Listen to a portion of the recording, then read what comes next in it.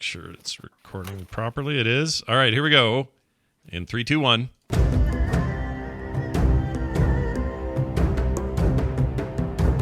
Welcome back, everyone, to There Will Be Dungeons. We are in the thick of it right now, and we're excited to get back to it. Thank you all for your patience. We were off for a couple of weeks there, but we're back, and we're ready to kick butt and destroy fools. I'm Scott with Bo and John and Kristen and Kyle, and a reminder that this show is brought to you in part by our friends at PhoenixPearlTea.com. Go get yourself a nice matcha tea or whatever you want to get, but probably get the ones that are based on our campaign because they're actually really good over at PhoenixPearlTea.com/TWBD. Do that today. Without further ado, I give the baton to Kristen, who will catch us up on what happened last time on There Will Be Dungeons. Last time on There Will Be Dungeons, a brutal beatdown began. A ship shored itself to Stanley's and down dove Team Evil, now with squirts. As Viral struck its Sirius, Hope, Stanley, and Nash battered blows on the rest, leaving them lifeless. But the fight was far from over. Appearing next was the Principal. The voice told Hope to run, but with Stanley's vessel strung up and no one requesting resignation, the cuts commenced. Now rejoin our heroes as they pal around with the Principal. Will Nash's dragon form deal devastating damage? How long can they hold against the horror? And will Stanley's dad dare to appear and push off the perpetrator?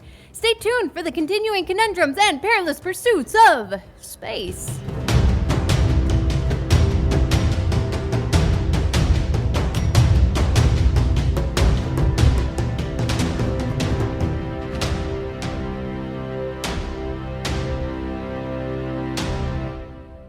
All right, Bo, we're in your good graces.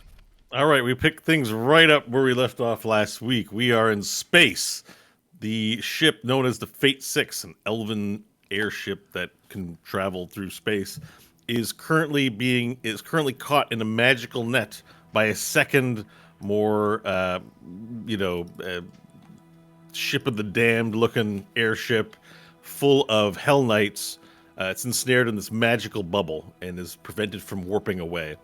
And from that hell ship, these Hell Knights have flown over onto the surface and are battling the ghost pirate elves that make up the majority of the crew aboard the Fate 6. And while the din of battle rings out across space, but muffled style because it's space, our heroes battled Team Evil, their evil counterparts in this campaign, and I have defeated them in many different ways. But the chrome lich of the Principal has emerged, and they're currently on the back foot, facing down their most fearsome opponent. Stanley is currently stunned in place, having been hit with power word stun. Hope is facing down mano-a-mano the Principal, and Varel is rushing to assist. He's nearby, trying to intercede in this in some way. And lastly, Nash Maggart is in dragon form, flying overhead, trying to assist from the skies in some situation. And we are still in combat, which I believe we ended last week at the end of the round. And we had a little bit of a conversation between the two. So Hope, I'm going to throw it over to you at the top of the turn order here to decide what to do first in today's game. She's just going to keep slashing away. All right, then slash away, warrior. First attack is an 18. Okay, let me get my... So many windows. Let's get the sheet up here. Make sure I have it right. Where's my armor class? I was using this.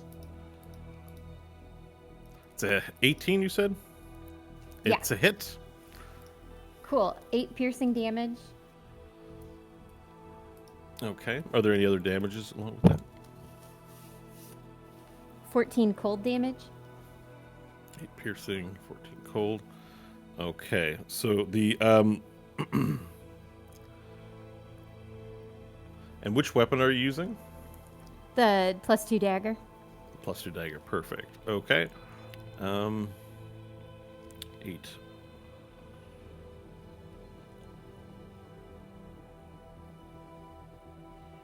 Okay, so the cold is halved. As you attempt to cut him again, it just scratches along the surface of his chrome, digging in not very deeply as you make your attack. Cool. She'll continue with her last 2 attacks. Okay, make those rolls and damage rolls, please. All right, first one is a 26, second one is a 16. Yep, first one's a hit. Second one is not. All right, that damage is 9 piercing. Mm-hmm.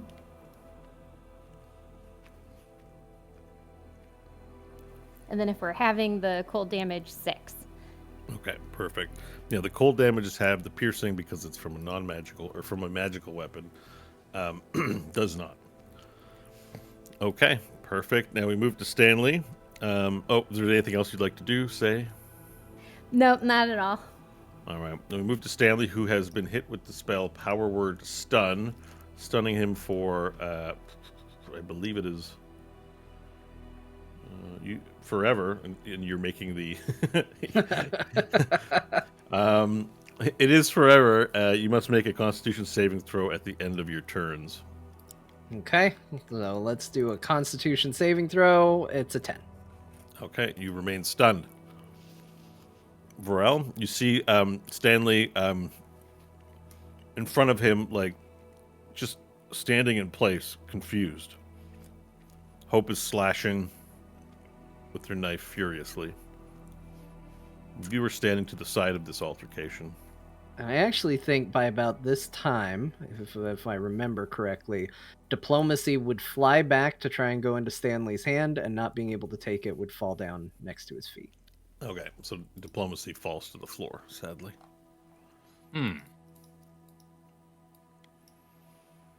the beam is coming from the other spaceship? Yes, it's like almost like a lasso effect where it's sort of narrow and then widens around your ship. It's not depicted on the playmap. How are the elves faring in their battles against the Hell Knights?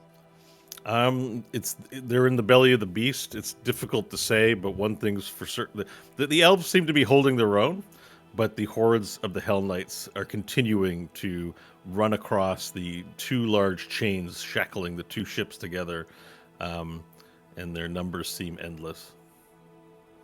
Thankfully, when the Hell Knights die and erupt into flames, the Ghost Elves are fairly impervious to this, not being of flesh. And the spire chains, I assume, are gigantic, that have shot our ship and harpooned it. Yeah, they're big enough to run across. Does the ship above have any guns on it?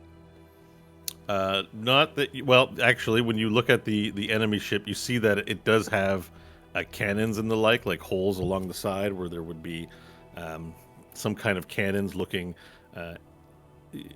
edgy and gothic, but they're not in use. Your ship has not been shot. You're in the process of being boarded. And we are, because I've already given this guy a slapping, perhaps. We're all kind of stabbing. Stanley's locked down, and it doesn't look like the principal's taking much damage. He's a giant skull right now, correct? So he is the same. He's mostly the same in appearance as he was previously described. So he's a large, Thanos-like body shape, but made entirely of chrome. He has blue ley lines, and where his head was a normal head, like you see depicted in the art that Kevin Schultz, the listener, drew. Oh, cool! His head, I didn't know that was one of our people. That's awesome. Yep, that's fan art we're using for his token. His head is now a skull, so it's been remolded into a skull that's attached. It doesn't really have so much as a neck as it just kind of necklace in the head of the skull, and there's a crown of chrome. It's not a separate thing; it's just shaped that there's a crown atop his head as well. All right. I would like to use my fantastic barbarian run speed to run up the plank, across the chain, into the enemy ship, find a cannon, and fire it at the principal. Okay. Do it. Excellent. I will begin. All right, so you make your run. It's 40 feet, and I'm assuming there's dash action involved? Yeah, so I'm gonna run to here let me get my pingarino here. I would make it to here on the first move, All right. and then I could make it onto the ship with the next move if you'll allow me perhaps strength to bull through these various foes. Yeah. So what I was going to say is you run, you break off from combat and run up the ship towards one of the chains. You leap down epic style, and as you run, charge, you barrel down. You see that there's a Hell Knight rushing across in the opposite direction, and you want to bowl the Hell Knight over. as you Yeah, run. yeah. Just keep moving. Just move right through him. Okay, will do. Let's do a strength contest. All right. Let's do that. 18. All right, 14 here. So you bowl him over as you sort of run, hit him in the shoulder. He doesn't take any damage, but he floats out into space as you continue running across. And then a second Hell Knight greets you towards the top, and he's wearing this one not wearing a helmet. He has a skull, flaming skull above his head, and he goes as you charge him down. And let's do a strength contest. All right. 21. Yep, 7 here. You bowl him over right like this one. You just football style flip him over your head, and he falls backwards, flying through space again. Does 2 of them float out? You make your way across, and you're now upon the ledge. I don't know if we're at your full 40 feet yet. I don't think we are. Let me grab from my points Check here. ruler here.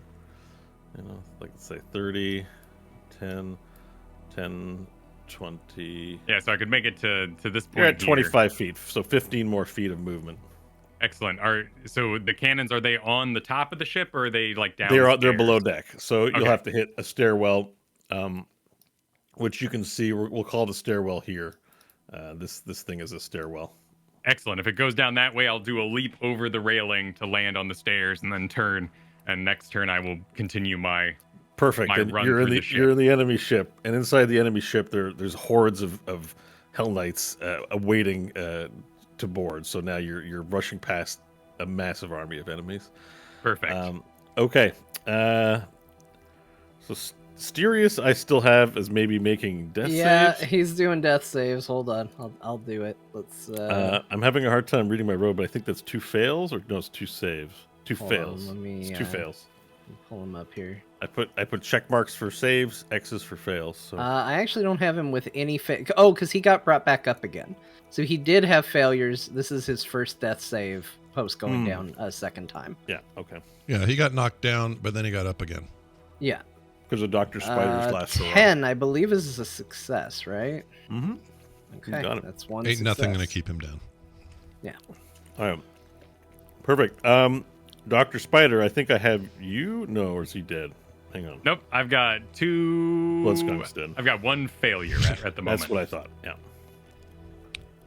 What does it say about me that the 2 characters I have both died in the last couple of weeks? I don't know. I don't know I what got that a says. 13. Don't think about it too hard. Yeah. Try not to.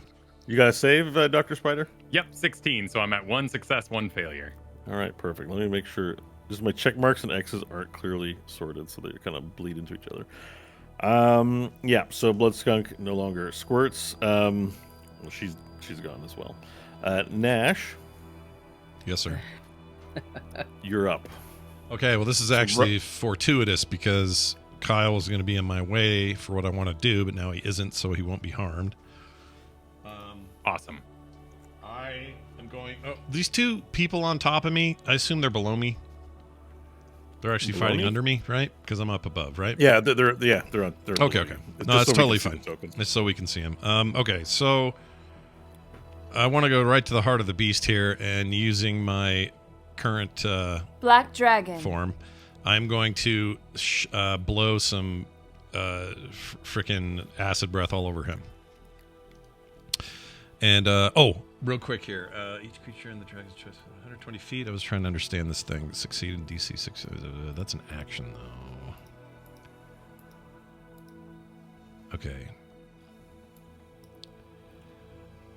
Okay, Brian, you'll have to help me with this, Bo, because I don't know if it's a free action or not. Okay. I have this thing called Frightful Presence in dragon form as an adult, where Each creature in the dragon's choice that is within 120 feet of the dragon and aware of it must succeed on DC 16 Wisdom saving throws or become frightened for 1 minute.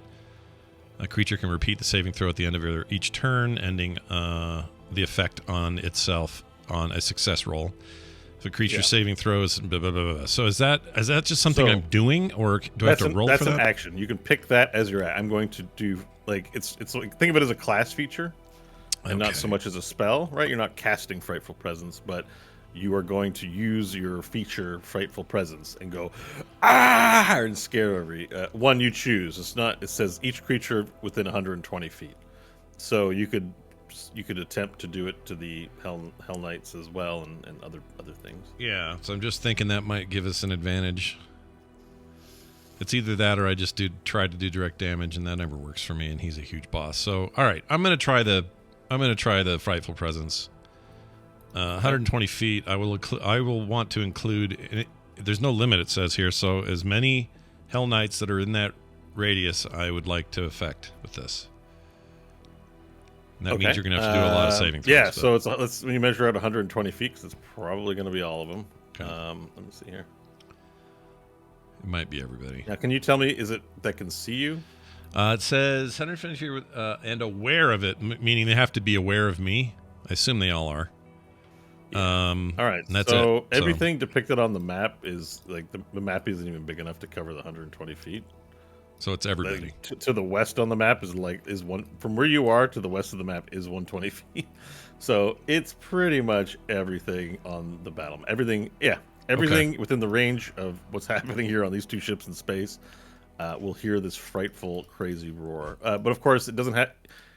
It's people you choose, so you can obviously choose for it to avoid your friendlies as well. Yeah. So I want to, and that's what I would do is I would choose everybody but friendlies, including the elves that are fighting with us.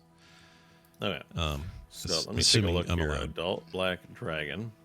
It's the first time I've used it, so I'm a little cautious. Succeed on a DC 16 Wisdom saving throw, become frightened for 1 minute. Yeah. Okay, so let's.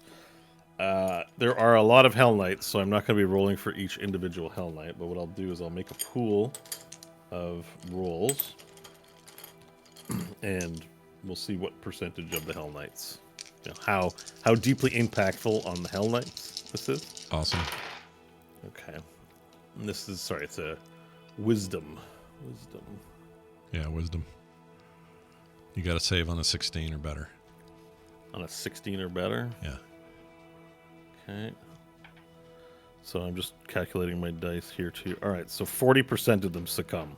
Sweet. To that. So that gives tremendous advantage as like the Ghost Elves fight. You let out a tremendous roar. Can you give us your frightful roar? Yes. Here it comes. Hold on a second. Let's see. Do I have anything handy? Oh, maybe you can do it with your. Here, I'll do it. There, that's the sound I make. Super scary. All right, your dragon form lets out a giant yell, and the creatures around the Hell Knights begin to falter. Some of them look in frightfulness, and then they get stabbed in the face by a ghost elf, and they burn into embers. Sweet. As it helps give an advantage. So I'm actually going to thin out some of your opponents here on the map real quickly, as soon as I'm able to pick things. And Georges looks to you and goes, "Georges!" It's like a battle cry. He raises his hand. Okay.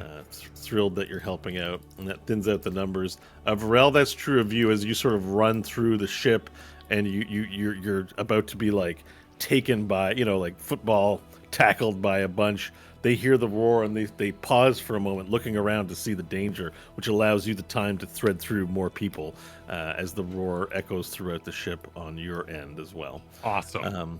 Yeah. Okay, so that being the case, anything else you'd like to do with your turn before we move? No movement, or else I assume. How far above everybody am I? I don't remember what we did. Am I going to get an opportunity attack from Zippy? If no, I don't remember exactly what your verticality is, but I'm pretty sure you were flying and not within a AOO range. Okay. In that case, let me just make sure.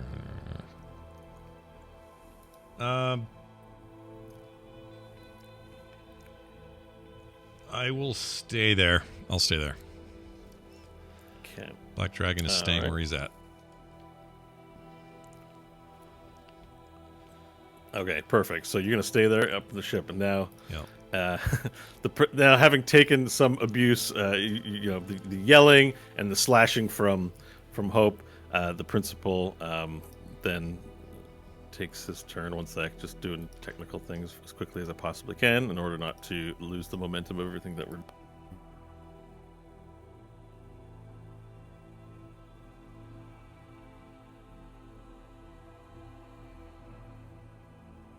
Hi, can you hear me? Yeah. Hello. Yeah. Okay. Yep. I'm going through.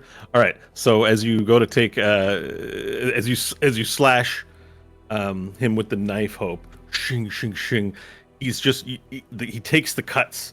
You see the cold sort of lightly surface on the top, but he's just this unrelenting Terminator as he reaches out his hands to grapple you by the neck, and he says, "Don't resist, little one." and we're gonna do a grapple contest as he grabs you by the neck. That sounded awesome, by the way. That is so cool. I rolled a 1. Apparently, Hope's not resisting. Oh, what's your modifier with the what's the roll total? It's a We're not gonna plus critical fail 5, this. so 6. Okay, all right. I guess it'd be sad to know the roll's pretty low. I guess in the tens, it's 7 plus. Yeah, so 15 would be the roll. Yeah. Okay, so he grabs you by the neck, and you're now grappled as he has you, and he lifts you off the ground, and then he says, "Oh wait, where's the button?" If you resist, it will be more painful. This will be over soon.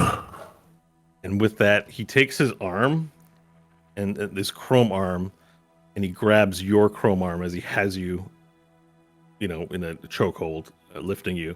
He takes your hand, your voice hand, and then liquid.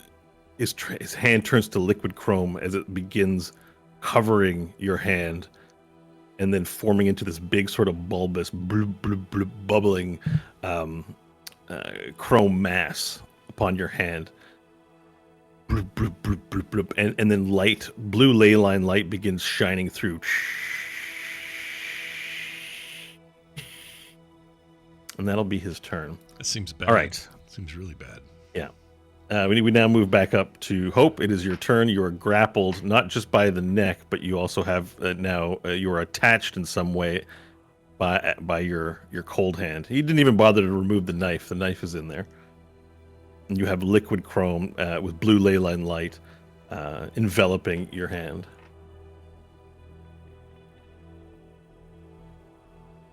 Okay, I'm just having some thought here, so it's gonna be a little quiet. Yeah, let's take some time. Would you want him to just say some lines while he's doing it? Totally up to you, but he doesn't have to. I just want Don't to. resist, Hope. everyone There's know. no abilities on your character sheet that can take me. This is happening. The thing is, the voice is so good that it's so disconnected from Bo that it seems like he hired an actor to just say Yeah. the things that he wanted Yeah. to say. Totally. So good. anytime he says anything super specific to us, I'm like, oh no, Yeah. who's this man? Yeah, it's weird. Unworldly. I love it. It's badass. Yeah. Should do a whole teleplay, Bo. Maybe like a Transformers audio play. Yeah. It is Something very like that. transformery. Like a cool transformer. Can you say Decepticon. Optimus real frustrated? Optimus. But I don't know if that works or not. Say more I'll like get you, Autobots. say more like Optimus Crime. Say that. More like Optimus Crime, you pathetic cretin. See? Powerful. Yeah. Take that, Michael Bay. We just made one better movie than all yours combined. Say, I will crush you with my skeletal hand. I will crush you with my skeletal hand. Oh man, Yeah. that kind of a good. So wharf. menacing. There's a little Yeah. wharf All right. thing going on. Okay, I think I've got something. Can I try to use acrobatics to wiggle out? Yeah, wiggling. You can try to use acrobatics to wiggle out of the grapple. The hand situation, you'd have to also put yourself out. So, because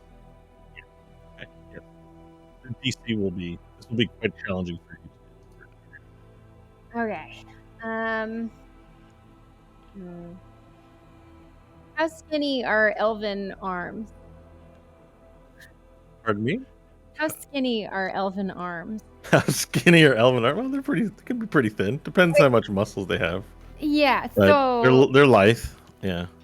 so if she can do change appearance, so she's gonna try and wiggle out of the grapple after transforming into a very lithe elf to see if going super skinny can get the arm out. Give it enough space to pull it out.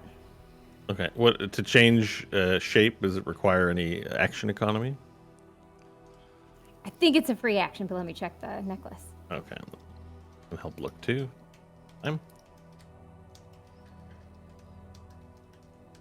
Where's Hope's character sheet? Looks like cast the spell at will. So it would be a free okay. Yeah, because I think I probably made this, so I would have intended at will to literally mean like no. It's a 4E term. Necklace of Infinite Appearances. You may cast the spell Alter Self at will. Oh, it's casting the spell Alter Self. Okay. Yeah. So at will just means there's no charges. It's infinite here. Alter Self. We look up Alter Self. Because I can't change my size. But No, like if it's making it's your an arm illusory skinnier, thing. yeah. I think it's an illusory thing. So, hang on. Here's the spell. You assume a different form. You cast a spell. Choose one of the following options. The effects of which last for the duration. You can turn into an aquatic thing. Aquatic. Change appearance. Aquatic. You decide what you look like. You can make yourself appear as a member of another race, though none of your stats change. You can't appear as a creature of a different size than you, but your basic shape stays the same. So it is a one action casting time.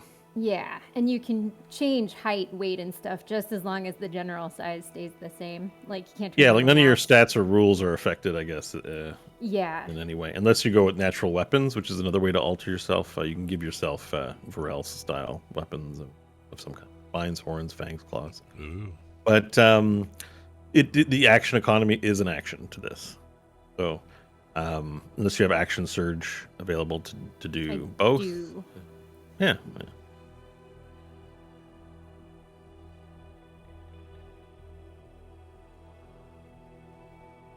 You can get Yeah, this because done. we had that long rest. Okay, so that's what she's gonna do. She's gonna use acrobatics to try and wiggle out, and as she wiggles out, she's gonna transform into a very lithe elven woman. Okay, you turn into a very lithe elven woman. Got it. So what happens?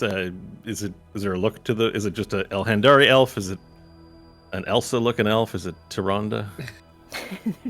They're crazy, crazy Rhonda. Tyrande. No, just a tall, blonde, classic-looking elf. Okay, classic blonde elf. Yep. High fantasy. Wizards of the Classic Coast. blonde elf. All right, Yeah, you you transform. In those old '80s drawings. Yeah. Classically blonde elf. All right, and then 18 for the acrobatics roll. 18 for the acrobatics roll. So you transform into an elf, and then you grab try and pull with the hand at the same time as you try and wiggle your way through the hand. But the cold chrome hand of the principal, his fingers just find each time you try to find a way to pull your head through. It just closes whatever gaps and whatever give you have, and you continue to struggle to get out as the bulbous chrome mass on your hand shrinks and expands and and agitates. Cool. All right, Stanley, Your Constitution saving throw. Save you from stun. Let's do it. It's a dirty 20. Ooh. A dirty 20. Trying to think of what let me look up the spell DC guy. And it's at the end of my turn, so if this breaks me free, it's still the end of my turn, I believe. We're Right? just looking for where is it? Casting D. Proficiency would be. Can someone just remind me spell save DC? Okay, what did you roll? Dirty 20. Okay, you are clear of the stun. Okay. So you sort of snap out. You sort of snap out of the stun, and you look. The first thing you see is Hope lifted off the ground with one hand, and then the principal's other hand has enveloped her hand with this large bulbous chrome mass. Okay. But But it was at the clear end of stun. my turn that I did the save, right? So that's it. Yeah, power word stun is an 8th level power spell, and it is definitely at the end of each of your. Okay, Pretty cool. big. right. Okay, so the next person is Styrius with the death saves. Let's do it. Come on, Styrius. What you got? Oh, nope, that's a failure with the 3. Okay, so Styrius is at 1 fail, 1 pass. Yep. Dr. Spider, you're up with the death saves. All right. 14. All right, that's a save. It sounds like a save to me. All right, next up is Nash. Okay. Oh, we skipped Varel. Oh, you did skip Varel. I did skip Varel. I am sorry, Varel. You can do him. He's essentially ahead of me, so you're good. Yeah, no, it's because there's been modifications to the same battle order for a while, so I've got a lot of scribbles, so I skipped over. You are aboard the boat. Yes. I am in my rage. So this is a rage-fueled idea. So Okay. I assume that the roar is because I'm so awesome that I made it on the ship, and they're all terribly afraid of my visage. Yes. And I am propelling myself towards anything that looks like a weapon, a button, if the chains can be whatever I encounter here in the belly of the ship. As soon as you get down in this sort of galley area, you see like the row of cannons lined up outside the windows for the cannon portholes. They're ornate. They look like just very gothic stone cannons. You don't know what they're shooting or how they work, but you can kind of see that there's a mechanism atop them. And you've seen enough guns and triggers to notice that there's like this large handle at the back of them that's all ornate with like demons' faces and skulls, and has like this large, distinct ivory-looking trigger to contrast the rest of the black upon the large cannons. You recognize a gun handle and a trigger when you see one, although I don't know if you've ever used one. And they're lined up there as the Hell Knights around you look fearfully around for what a dragon that might be coming to attack them. Mostly this is an undecorated hold for the masses of Hell's army to occupy while they get shipped to whatever war they're going to fight. Okay. I will run over to one of. I mean, I've seen Hope, so my rage will subside as I have found my quarry. I will. That's poetic. I will grab onto it. Whatever controls are in front of me. I've seen Hope now operate the flying motorcycles. I've seen her use guns. I'm familiar enough with like buttons go boom, and I will grab the 2 handles and try to frame it up on the principal and press whatever I can. All right, so you're gonna frame it up. You're gonna press whatever you can. So let's just. I just want to. You described it really well cinematically, right? Like you grab both of them, you aim it. So there's that shot of the POV where the iron sight is getting lined up, and then you see the principal anime style, and it zooms in a little bit, and there's wind, and there's like this look of your Varel face going like ah, and the trigger as your finger closes in, and then there's your face going ah, and the trigger holding, and then click. And then all the music cuts out for a quick second as the click hits, and this large kaboom as you get blown back. Make a Constitution saving throw, please. All right. The Nash goes, Just kidding. 21. 21, perfect. So instead of you getting blown back, the gun actually lifts off the ground, and you got to hold it and slam it back down on the ground as a large boom emerges from the ship and flies at the principal, dealing untold amounts of force and fire damage. Now I've got to look at the...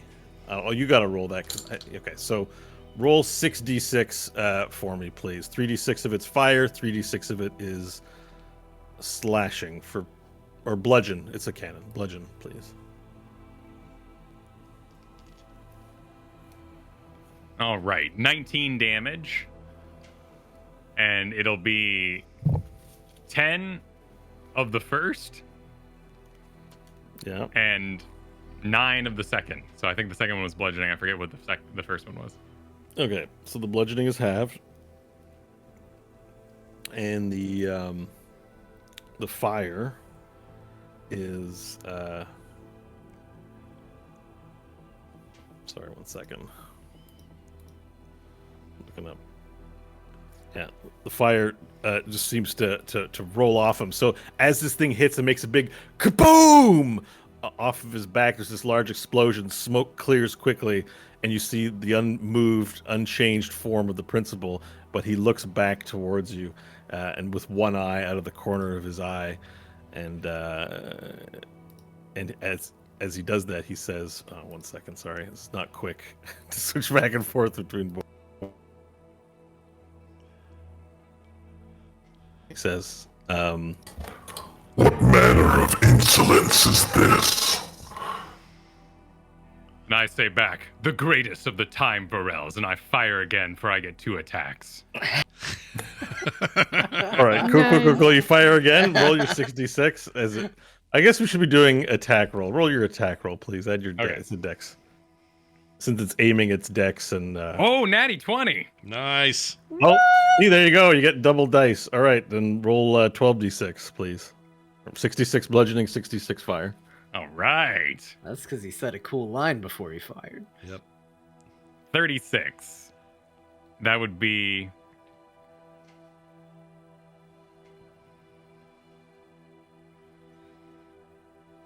$15 of it is the fire.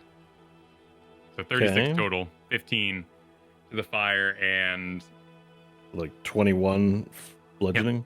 21 bludgeoning. All right, perfect. So you take this second shot, and this one hits him square on, right in his face, right in his stupid face, because his skull's stupid face, because he's turned around, and it hits him. And this one does rock him, because you see his body rock and Hope move around a little bit as this one hits as a large explosion of fire and shrapnel. The smoke clears quickly, and after this shot, there's chunks of shrapnel and pieces of the cannonball that is smashed into 100 pieces as it's hit him, like all dotted throughout and piercing in his body, and this has done damage, and he goes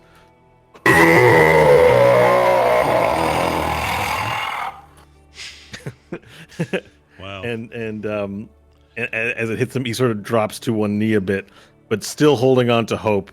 He hasn't broken his grasp of her, and he turns his attention back to her in desperation, as this has damaged him, and he realizes his time.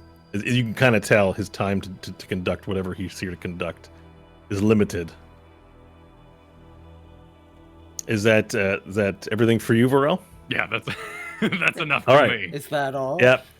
Nash, you're up next. Okay, I'd like to turn on him, and let's go with the acid breath. Yeah, melt them. I'm gonna aim down and away from. I can't help all these. Some of these elves are gonna get hit, maybe, but I'm aiming to not hit either of my compatriots to the north here. I think it's just a straight line, right? We should be fine. Oh yeah, it is. You're right. That shouldn't affect them even. Well, actually, if I do straight line, it'll only affect dude in the back, and we don't like him anyway. Hit a Hell Knight we don't care about. Yeah, we don't care about that. All right, so acid breath. Here we go. Everybody needs to make a DC 18 dexterity saving throw within that line. All right, let me have a look at the map here. Everyone, so you're doing that across, right? I'm doing it through the principal, but I wanted to hit him and then the Hell Knight behind him. Oh, okay. That makes On the sense far here. east, that guy. Sure. If I were to draw it out, it might look like this, except Yes. not yellow. Yeah. And more cool looking. Yeah. It would be way cooler, but it's okay. Right. How many feet is it? It's a total of. Sorry, I just saw it. Was it 30? 60 foot. Sorry, 60 foot, 5 foot wide. 60 foot 60 long. foot. 1, 2, 3, 4, 5. Okay, that's 30. 1, 2, 3, 5, 7, 8, 10, 11, 12. All right. Okay, so you fire it out, and let me get it's the saving throws that we need to make. Yep, here we need for this. 18. So, Dex at 18s. all right. So first we're gonna roll for that Hell Knight guy. In Hell Knight. You go first. Okay, it's a hit. Okay. And now for the principal. We're just doing Indiana Dex Jones saving there. throw. Huh? No, you're good. All right. Some table chatter. What was the target? Sorry. Sorry. 18. It says, 18. right? Sorry, Yeah. Dex 18. Yeah. Okay, so it's a failure for both. Or sorry, it's a win for the Hell Knight, but the Lich failed, Oh. or the Chrome Lich of the principal failed. So Sweet. roll your damage. All right. Incoming. Sorry, I lost what it was. It is. That's Frightful Presence. Stop it. Why can't I find it? Oh, here it is. 12d8. You ready for this? 12d8. Yeah. Here. Oh well, roll your 12d8 then, buddy. 2, 3, 4, 5, 6, 7, 8, 9, 10, 11, 12. Okay, 12d8s. Here comes. 53 points of acid damage. Sorry, 53. Yeah. It's acid. Let me check his. Melt him, melt him, melt him. Okay, it takes the full front of the acid damage as you barf out fiery acid. And you hear, this time you hear an even more intense yell as.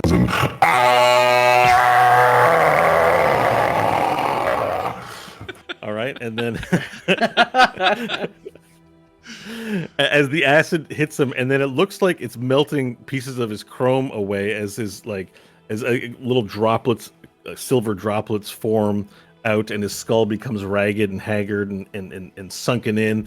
But he's still got a hold of hope. And is there anything else you'd like to do? So so it would be clear to me that he seems to be a little vulnerable to acid, is what I would take from that. Right? There was no resistance to your damage, and he's been resisting a lot of damage that's been done to him thus far. Okay. Then no, I will stay there for possible additional dragon shenanigans, or as I like to call them, dragonins. Okay, and you stay there for possible dragonins. Yep. At the end of your turn, the principal takes a legendary action, and as the acid burns him down to a near almost like it sunken in half skeleton creature, a hole opens up in the back of his back. Just this chrome lowers down, and a hole opens up, and a featureless corpse steaming pops out of his back and slops on the floor, as well as a second one. When I say featureless, there's no mouth, eyes. The fingers and feet are barely grown in. There's no genitalia. It's just sort of this steaming corpse that looks hot and warm, and the hair on it is wet, as both the corpses pop out and just splat on the floor. And then his chrome appears to regenerate. There's this large cone, not cones, but like exhaust, like steam exhaust comes out of these other holes through his body, and it goes,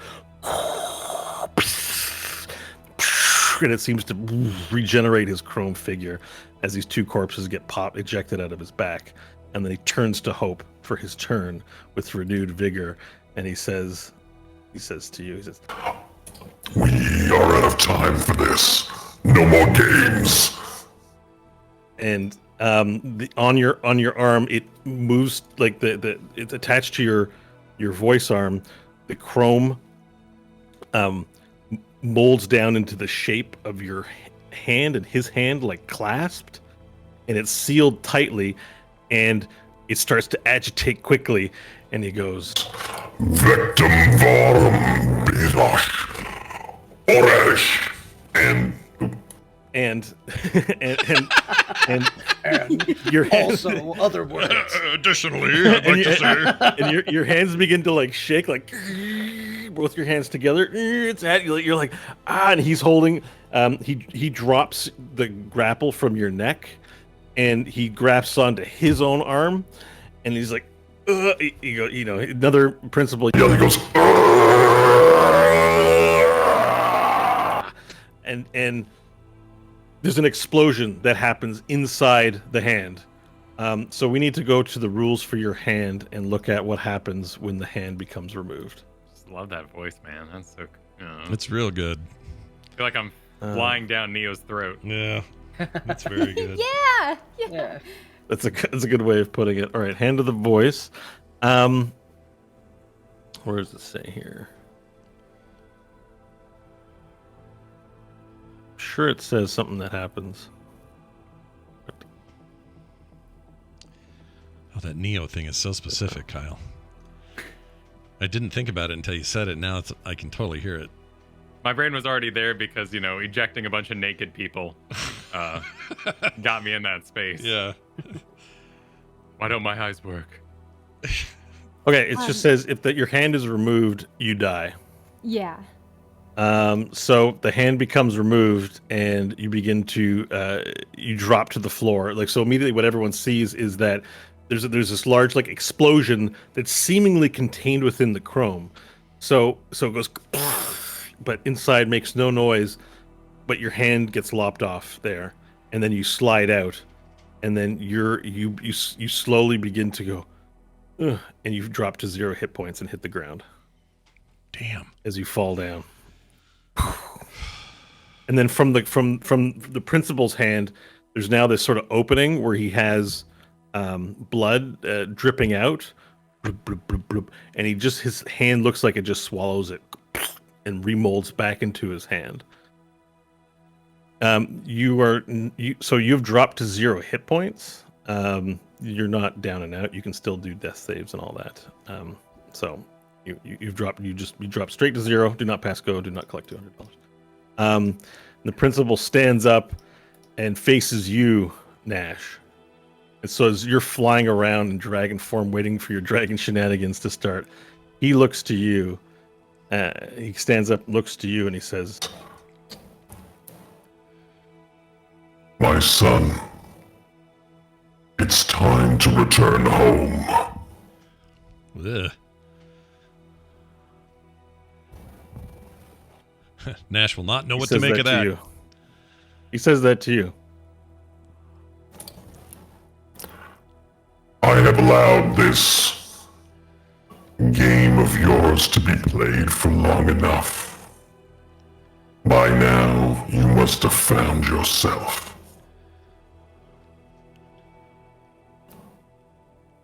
I have made new... Sorry, I didn't mean to interrupt. I didn't know you were going to say. Realize you were going to say something. You go first. You know, at least he's a polite guy. Yeah, it's so Oh, that's so funny. I feel kind of bad now. You know, I'm okay with it. I got what I wanted. You can go ahead. Yeah, you go ahead. It's the least I can do. I would say Nash would go, you speak gibberish. I'm no one's son. Nash, your condition has addled your mind. Search your feelings. You know it to be true.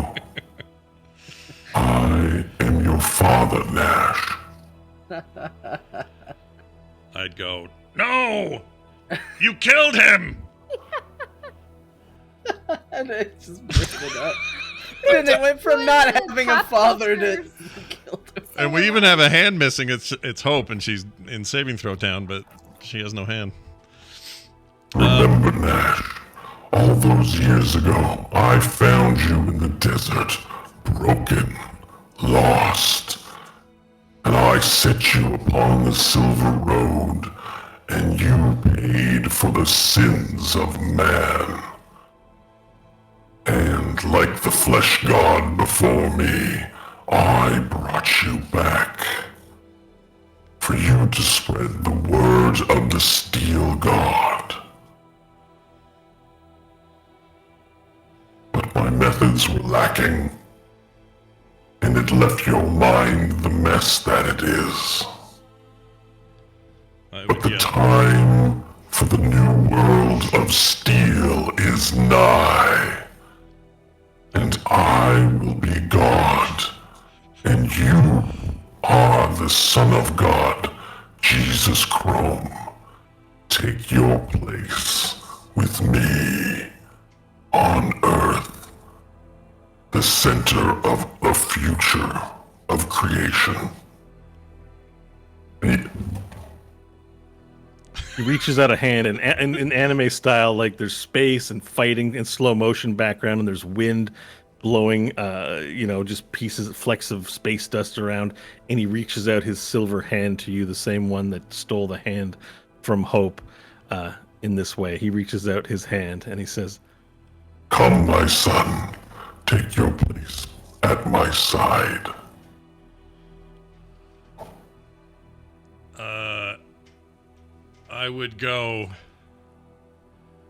I would pause anime style, and I would go, "No, I call bullshit." anime style. Classic Luke Anime line. style, yeah. Yeah. I'm not. All right, I'm not anything, and then I would, I can't do anything. It's not my turn, but It's your turn, Nash. all right. I'd be very defiant at this idea. It's your combat turn, Nash. That's the Right. So if you want to attack or do whatever you want, the ball. Oh no, it's actually not your turn. No, It no, was no. your turn I before just his- had my turn. We gotta, Yeah, sorry. Hope, death save, please.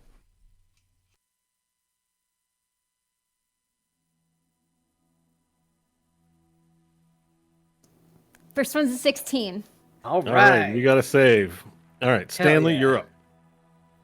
Stanley's gonna you have a full assume turn. that Principal is preoccupied with his monologue, looking at his supposed son, and is gonna take a couple steps back, just to be at range. But he would technically get an opportunity attack should he wish to take it. Good to know. And then Stanley is going to take aim of the outstretched hand and fire Disintegrate at the hand. Okay. Ooh. It is a Dex 20 save for the Principal. Dex 20 save. Okay. Let's see how this goes here. The old sheet open. Dexterity save.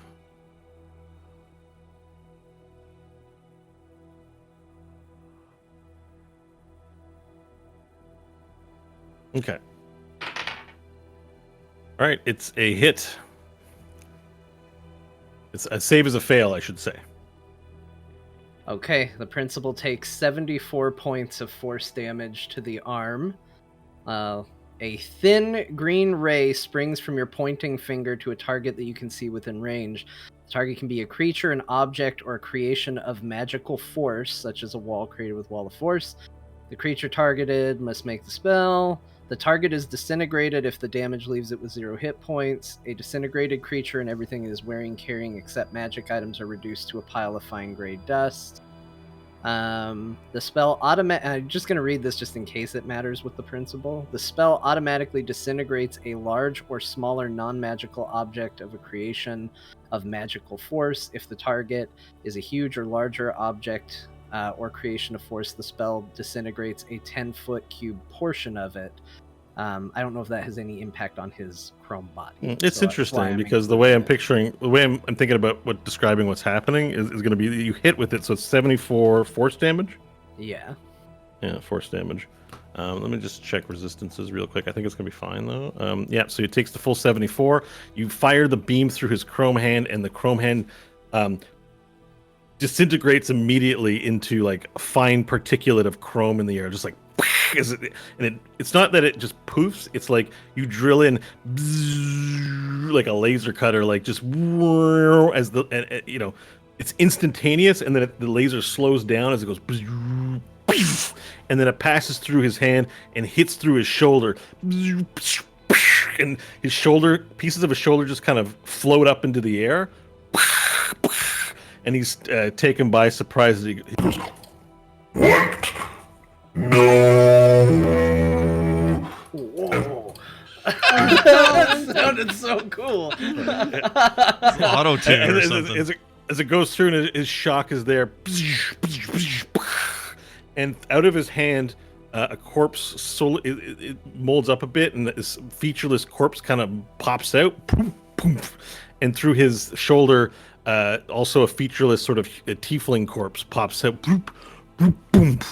And hits the ground, and he struggles, and he hits the side of the ship, completely disoriented, and trying to grasp where he is. And you hear him panting. He's going, and yeah. What else would you like to do with your turn? I think that's gonna be it for the turn, though. Yeah, that'll be it. Okay. All right. So we have Asterius.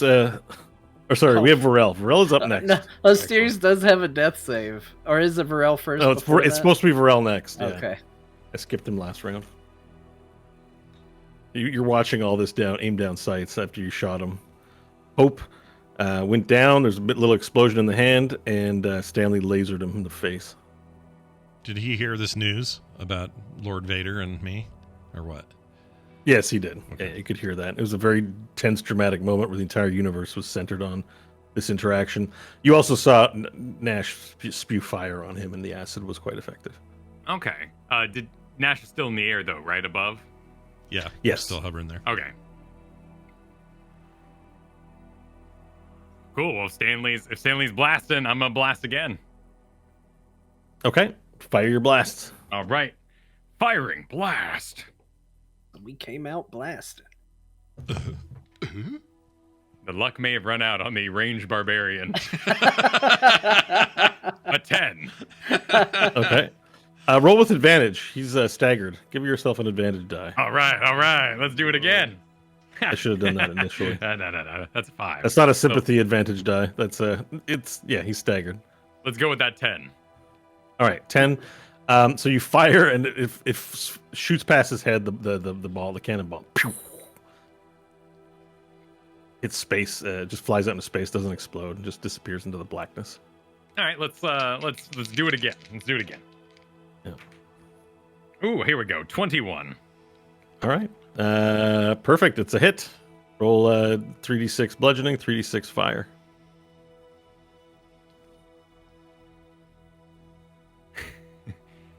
Smile, you son of a. 16. That would be 12 of that is the fire side. 12 fire and 4 bludgeoning. Correct. Bludgeoning. All right. Perfect. So you hit him square in the face as the cannonball fires out and dings his face. It doesn't. It cracks. Like as you see it hit and explode, a chrome tooth goes and flies out, and it whips his head back violently. But he brings it back as he's trying to, with great effort, to reorient himself.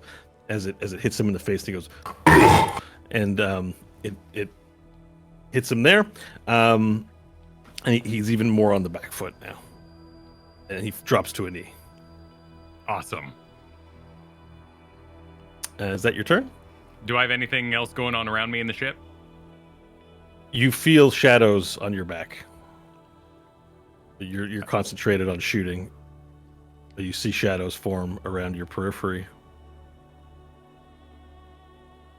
Okay, cool. I will look over my shoulder, give a smile, and enter rage again and flame burst the area around me. Okay, you flame burst, and just for dramatic sake, you turn around, you see that many of the Hell Knights have recovered from their shock, and there's like 40 Hell Knights. You know, it's kind of like a last Alamo stand kind of thing, as the 40 Hell Knights envelop you inside a pile. And because once your turn is over, they jump you, and there's this large, like, one Hell Knight comes in and starts slashing, another Hell Knight comes in and starts slashing, and you just rage, oh! And all anyone can see from the outside is just they can hear you battle cry. and don't know what's going on inside. Awesome. All right, Sirius, you have a death save. Succeeded with a 16. Sirius lives to fight another day potentially. All right, Dr. Spider. Dr. Spider. 13. We live. Like Dr. Spider any spider lives. I've ever fought, you think it's dead, but it isn't. All right, So well, I've that's succeeded great. in my death saving throws up in the crow's nest. So Sirius lives. We're at 2 or 3 for Sirius. No, Sirius is only at 2 successes. Okay, Sirius is at 2. Dr. Spider lives. Okay. Kind of happy about that. Not Blood gonna lie. Skunk is dead. I'm sad for any of those characters to die. They're amazing, but Yeah. hell, that's life in D&D. Nash, you're up. Okay, so super raged out about this stupid news because I don't think it's true. So I'm going to do another Frightful Presence, Okay. and I would like to. It'll hit everybody once again, except Okay. those who I don't want it to, and it's Wisdom 16s. So how you want to do that? Okay. So, well, I'll do the same thing. I'll do the percentage of Hell Knights that are affected. Okay. So let's see here. So we can get All a right. It few affects more. 80% of Hell Knights. So, Varel, just as you're about to be taken under, just picture this dog pile of Hell Knights trying to hold you down, right? Mhm. One after the other coming into the fray, just trying to get you down. You just go, oh, and they weaken because as they try to get you, they think maybe, oh shit, there's a dragon around my back, and then during that moment of weakness, you go, bah, and knock them all off you and continue your wrestling inside the ship. The ones aboard the ship begin getting slain in droves now as the ghost pirates find advantage from the frightful presence. And you really got to picture this as an Elden Ring dragon roar, right? Nash, you lower down before the principal, flapping your dragon wings, and your big dragon face just goes into his face as he's melting from disintegration laser and cannon fire. And you just go, ah, so loud that ripples of space and time just all around the principal. And while the Hell Knight's frightened, the principal is immune to it. He looks at it almost passively, panting through his breath as he looks up and he goes, So much bluster, my son. Let it out. Let it all out. almost like a reassuring parent. I was gonna say, it seems like a pretty decent dad. Oh, he roared again. So he's immune to that, is he? Yeah, he appears to be immune to the frightened condition. Okay. All right. I'll stay where I'm at, though. I'm not going to move. And there is a sort of poetry in, like, it's an angry temper tantrum child yelling at his parent, and the parent is just trying not to let it get to him, but otherwise unaffected by it. Did you did you clear out any affected Tail Knights on the map? I can't. I didn't go through and do an audit, but the tide of battle is turning. It's in your turning in our favor. direction. Okay, good enough. Yeah, big time. Okay, with that last turn in the round, it's the principal's turn, and he brings up his hand desperately, and the rings upon his fingers begin to glow, and slowly behind him, the portal opens up again, and he says, This is your last chance, Nash. I have come for what I wanted. I have the hand that hid in Zorander's fist, and I will need that to paint the world in metal. You and your friends can join me in the new world as my generals. Should you have a change of heart, find me in the solar mines. I will be waiting. and with that, he falls backwards through the hole, damaged and limped. The large blue portal hole, the same one that he came through, he falls backwards like this, damaged from battle, and the portal closes. Great. And as that happens, the tides of battle turn, and the ghost elves, Uncle Sever's out there going like, "Oh, I got him! Get him! Stab him! Oh, we're winning this battle For Elander! Forth! And they rush down as the Hell Knights begin flying off the side, and as that happens, we're gonna sweep up the conclusion of this thing. Varel, you see the device that's creating the bubble around the ship, and as you're battling untold countless Hell Knights within, you give it one good swift solid kick, and it breaks the machine, making this dimple, and you give it another kick and bowling ball it into some Hell Knights as you then run up to the boat and make this giant leap. The bubble disappears, and you yell something to Uncle Sever about getting the ship out of here, which sounds like Go! Right. So you yell go as you kick the ship off, and the Hell Knights get kicked off. And Crooked Hand Row runs to the control since Hope is not able to, starts punching it in and punches it. And Captain, you have to give the go. Crooked Hand Row says, "We're ready to go." Stanley would be in the middle of healing Hope with a healing word to stabilize her real quick, and he would just look up and go, "Get us out of here." All right, and he punches it. And Nash, you realize that you're not actually on the ship, so the ship starts leaving. So in your desperate maneuver, you clamp on with your teeth to the back of the ship, and then the rift opens up, and boom, you're flying through rainbow void space. This large ship getting out of there as quickly as possible with a dragon hanging on by his teeth. That's Nash, just like, oh my god. And you just want it to stop, but if you let go, you might be lost in the void forever, or go somewhere where Jeff Goldblum is hanging out and be stuck in that adventure. Yeah. And I think that's where we'll leave it for the break. All right, perfect time. Take off and get away. All right, we're going to go take a quick 10 minutes. Everybody go do the same. We'll be back soon. Stay tuned. Stay tuned. Audio into the virtual cable of... There's like 4 apps open to get it into Discord. It's not even just that app. And I'm like, I gotta use a mixer. I gotta use OBS. And then I gotta pipe it in. And I think there's some delay with my speech on video. Like my lips don't sync up. Yeah, it makes your video, your audio just gets delayed on your face. But yeah, it's not terrible. All right. It's worth the trade. Anyways, it's worth fun. it, yeah. Yeah, I'm not going to be using it for every NPC, but for, the principal. Yeah, he's the principal. It gives him a presence for sure. Well, all right, we're all back, and we're going to pick it right up where we were. Bo, take it back away wherever we were. Okay. I can be ready. 1 second. Hello. Hi. We're starting. Oh no! I got all the wrong windows open. All right, so the heroes are you're tunneling through space, having escaped the encounter. And you're now in the throes of hyperspace. Hope needs to be stabilized. She's down. Yeah, I cast the healing word on her. 16 hit points restored.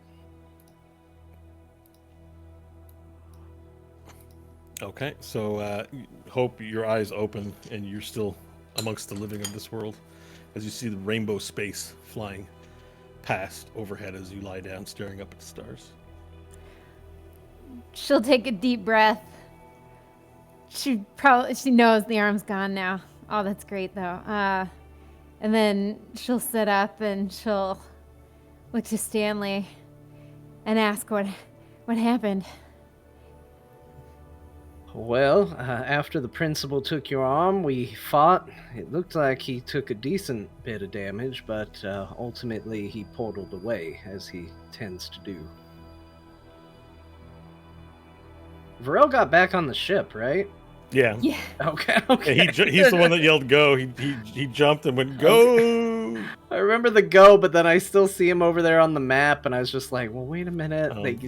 Did he make it over? We didn't just tear off without him, right? Map is no longer up to date. We'll switch to the galaxy map since you're traversing.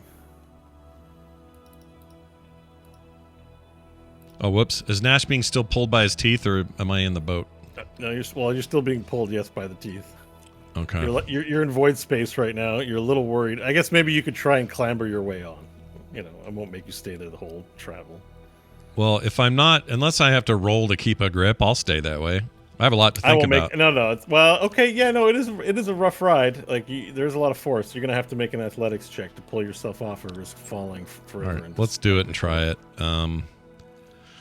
Black Dragon Athletics. What do I do? Strength for that? Yeah, I don't think there's much danger in you falling off, as long as you don't let go of your mouth. All right, here we go. I got a +6, so let's do a 20. That would be 22 or 21. Nothing natural about that. All right. Yeah, great. So you let your mouth pull your neck up so that your hands can reach the side of the ship, and you climb onto the ship 1 foot at a time until you get your bearings. And as soon as you're able to set foot in the ship, some sort of magical gravity field takes hold, and you feel pretty stable and easy walking along the ship. However, it's not designed for dragons, so you end up like crushing a whole bunch of boxes as you step on, and the ghost elves are like moving around you, and they're like just like, ugh, like this isn't great situation. And you clamber onto the ship, and there you are aboard it. I would basically think, tough shit. I'm going to stay in this form for a minute, and I'm going to just. I'm not going to try to break anything, but I'll hold still. Crooked Hand Ro yells up, and he's like, "Be careful of the controls. If we break these, we'll be lost out here forever. You big dragon." I'm not going anywhere, and I would just sort of sit still. Doggy, kind of like a dog. He corrected that just in time. I'll sit still, doggy style. Doggy style on the boat. I saw where I was going, took a quick turn. Course corrected. That's really Yeah. Well, all right. So you sit like a dog, but with a particular style to it, aboard the boat. All right. I'll be deep in thought about this mess that we're in, or that I'm in. Everyone else heard the father stuff, right? Oh yeah, it echoed throughout the battlefield. Okay. Well, I'm not Hope was talking. passed out at that point. Oh, sorry, everyone but Hope heard that. Anyone who was down, so Dr. Spider and Sirius didn't hear it. Now, so as you're getting your bearings, you do see some spidery eyes peer out from the top of the mast. Oh, that would put me in defensive mode, and I would go, hey, that's spider things up there. There'll be 2 hands that come up, then another 2 hands, then another 2 hands next to that. Just to see where, because I imagine some time has passed, I rolled another save for Sirius, and he did in fact save, so he is unconscious, stable. Perfect. He's unconscious for now, so not interacting. But Dr. Spider above, raising all of his hands.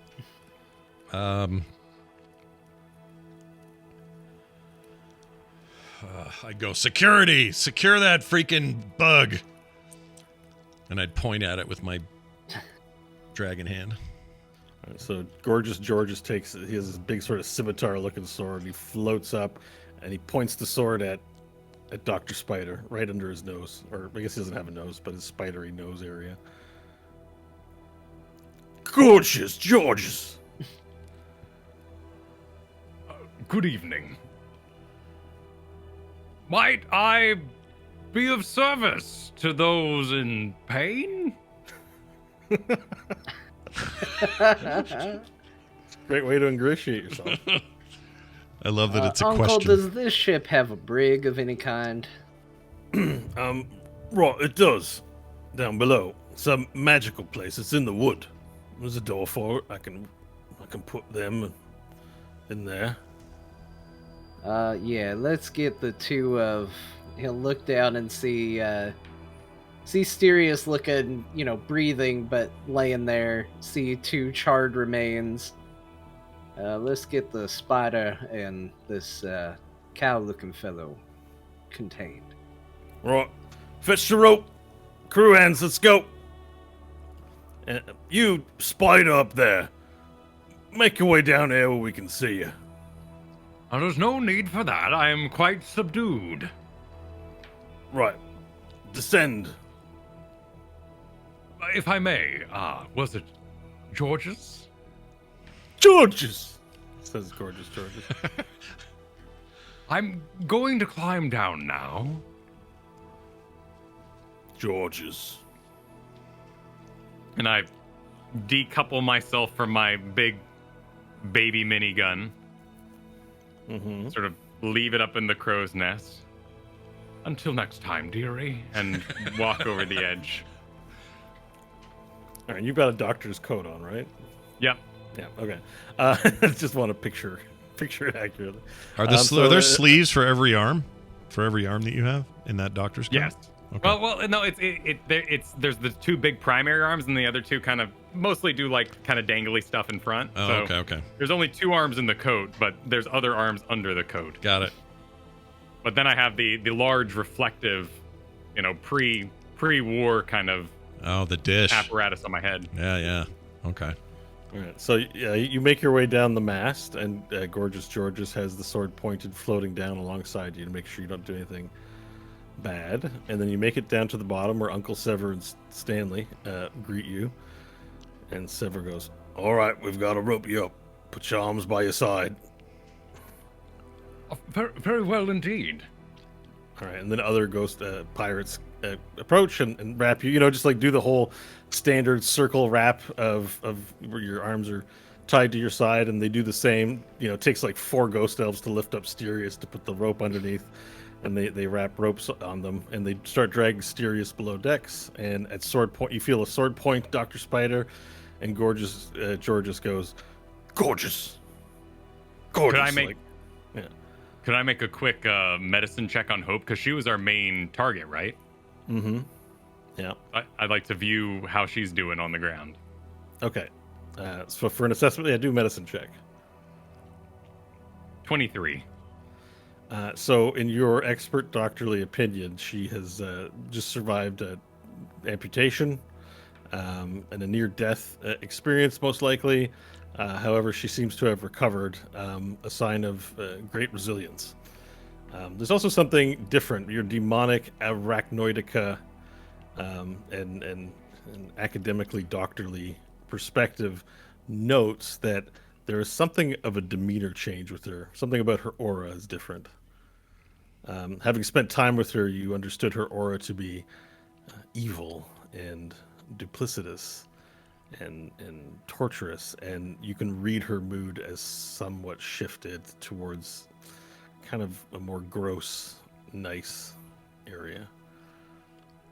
It's a bit disturbing. And I'm peering over my spectacles, give a and as I'm hauled down into the brig, if you require a second opinion, I'll be in my office. As he goes, Stanley will say, "Are there protections? This one I have seen casting magic. Let's make sure he's contained to deal with that. If he needs to be gagged, by all means." Nephew, the room with which they'll be in is well protected with wards, and your father will have an eye on them. Excellent. Yeah. So what they do is they take him at sword point. They take Dr. Spider down. They drag by his feet Sirius down the stairs. His head going bunk, bunk, bunk, bunk, bunk down each of the steps, and then towards the second floor, underneath in the hold of the ship, there is a door on a wall that you would think on the other side would be the border of the ship. Like, how could there be a room on this door? And the door opens up, and there's this empty wood room, and they get dragged into there, and the door gets closed, and then the door vanishes. Has it been longer than a minute, I assume, since we traveled? Okay, yeah, cool. Yeah. No more rage? No, not for rage. This was for squirts and blood skunk. I can do things if they were, alive or dead in the last minute, but since that minute has passed. Yeah. I mean, I don't know. If you want to make stuff out of their bones, I'm kind of going to be okay with it, I think.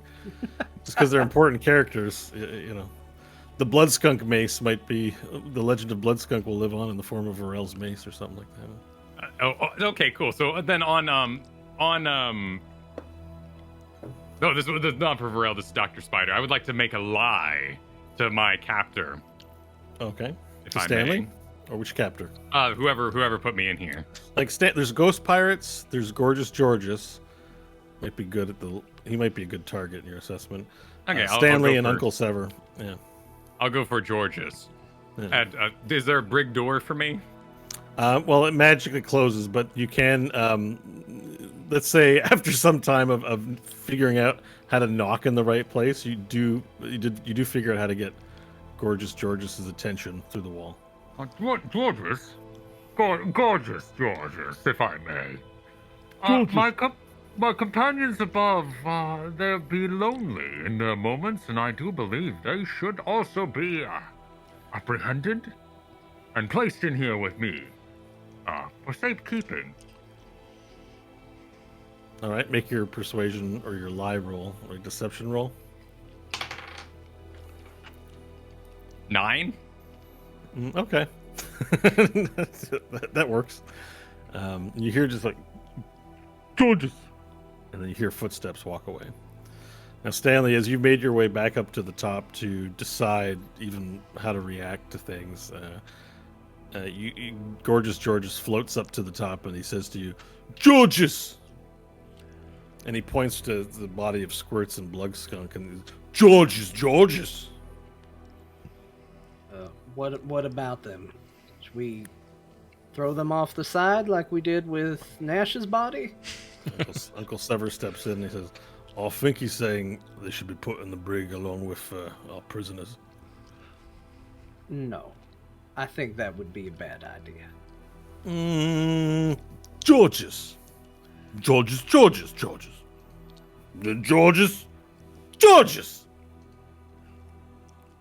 at Uncle Sever. I think what he's trying to say is, if we treat our prisoners as they would treat us, we become like them. Now, even though they might be evil, they're still family and friends, and perhaps it's the considerate, the good thing to do to keep them together. And if they come back to life in some way, they're safer in the brig than out in space where they could return to whoever their master is. Oh, I did that last part. Not Gorgeous. No offense, Georges. All right. If the spider wants to play with their bodies, so be it. Can't get much worse than this. And he just sort of nudges the charred corpse of Bloodskunk.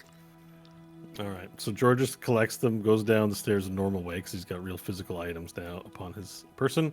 And Dr. Spider, the door opens, and the charred, like a pile of charred remains, as well as bones of Bloodskunk get fired in. And you just see Georges go, Georges! And he closes the door. Boosh.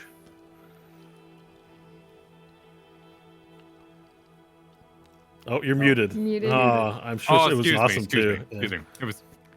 Well, thank you, Georges. Oh, my friends. Okay, we'll find out what happens with that, I guess. We're not gonna... I'm half expecting them to be rezzed as like a combined, like a Squirts Bloodskunk hybrid creature, potentially. You never know. Bloodskunk Squirts. That's a great idea. Yeah. It's a perfect combo, really. Yeah. General The Blood. resilience and height of Bloodskunk, the everything else of Squirt. Yep. Did anyone get his but arrows? she will have a barrel of arrows. Yeah, that's the thing. If those arrows are still on them, they're valuable. We should get No, them. they didn't. It's they not didn't. arrows. It's a We giant didn't bag take of tricks. the arrows into the brig. Okay. It might be dumb to give the bodies to them. We're not that dumb. We're keeping your barrels of arrows in case we need them for Yeah, something. yeah. Aboard the deck, there is a bag of 1,000 arrows.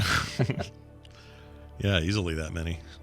But this is a anti-magic holding cell. Yes. There you go. So, they're dead. They're dead. Well, you never know what hell can conjure. But anyways, back to the heroes aboard the top. You are flying through rift space. You don't know what destination you're heading to.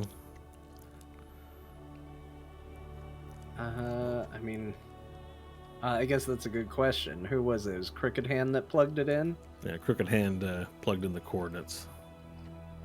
Crooked Hand, where are we headed at the moment? I know Hope was plugging in the coordinates for Mars, but has the heading changed? No, I put the first coordinates in I could find that I thought would make sense. It wasn't towards Mars, though. It was back towards Blast Belly Rock, just in case we were being followed. It was a decision in the moment. Once we arrived there, and then we can head off to Mars as soon as it's safe. That's fine. I think everybody could use a chance to rest and recover anyway. Which I would recommend everybody do. Hope we can see about your arm after I've gotten a little refreshed, magically speaking. Yeah, I need to sleep. It's tired sounding, but it's a little happy. Very relieved. A weight has been lifted off of Hope's shoulders. Maybe you're gonna sleep. Yeah, your body's also warm again. Does she feel heat? She can feel heat, and as you go to sleep with a blanket, it's the first time in She months smiles a little. that you felt comfort while sleeping, or comfort at all. All right, and Nash, after the hour or so elapses, I think you go back into heart and what, 2 legs for? No, he was regenerated. I was Oh, regenerated. no, that's right. That's right. Okay. Yeah. Wait. He was regenerated. Was I Yeah, you're fully completely? regenerated at He this chose point. no hands. I couldn't remember if it was full or not. Was it full? Well, I don't know. It was gonna be full, but we Yeah. got interrupted before it completed, and you transformed. So That's right. That's right. I don't know how that would ultimately work. You- Technically, the spell was on you the entire time. You would revert back to when you revert back to human form. You are as you remember yourself, baby hand included. Okay. So I'm not. Okay, that's good to know. But does he have a penis? No. Good call. Oh, I mean, it's Oh. worth asking. It Yeah. does regenerate limbs. All important penile limb. I think All right. something terrible happened with that. That's why it won't regenerate. Yeah, it's not. We haven't heard the whole story. Yeah, there's more to that, I think. It came into contact with the globe. It's, I want to find the very bed that it was kicked under while we're there. Turns out that's the principal's phylactery. Yeah. Oh, yeah, it's like Voldemort. Yeah, Yep. the philastery. Philastery. Yeah. Wait. What's the? Phylactery. Isn't there a word for the phylactery period? What's that called? Shaftery. Refractory period. Refractory period. No. Yeah.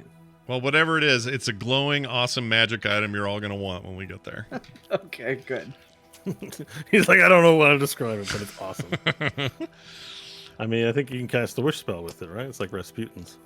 Yeah, that thing's beast. I think It takes the Rasputin's wish dog. spell to restore it. You That's amazing. cast the wish spell with that. All right, so you guys are just gonna go ahead and crash to bed. You just did also escape from Pentel Vice, so you haven't had a rest since being from in there. This being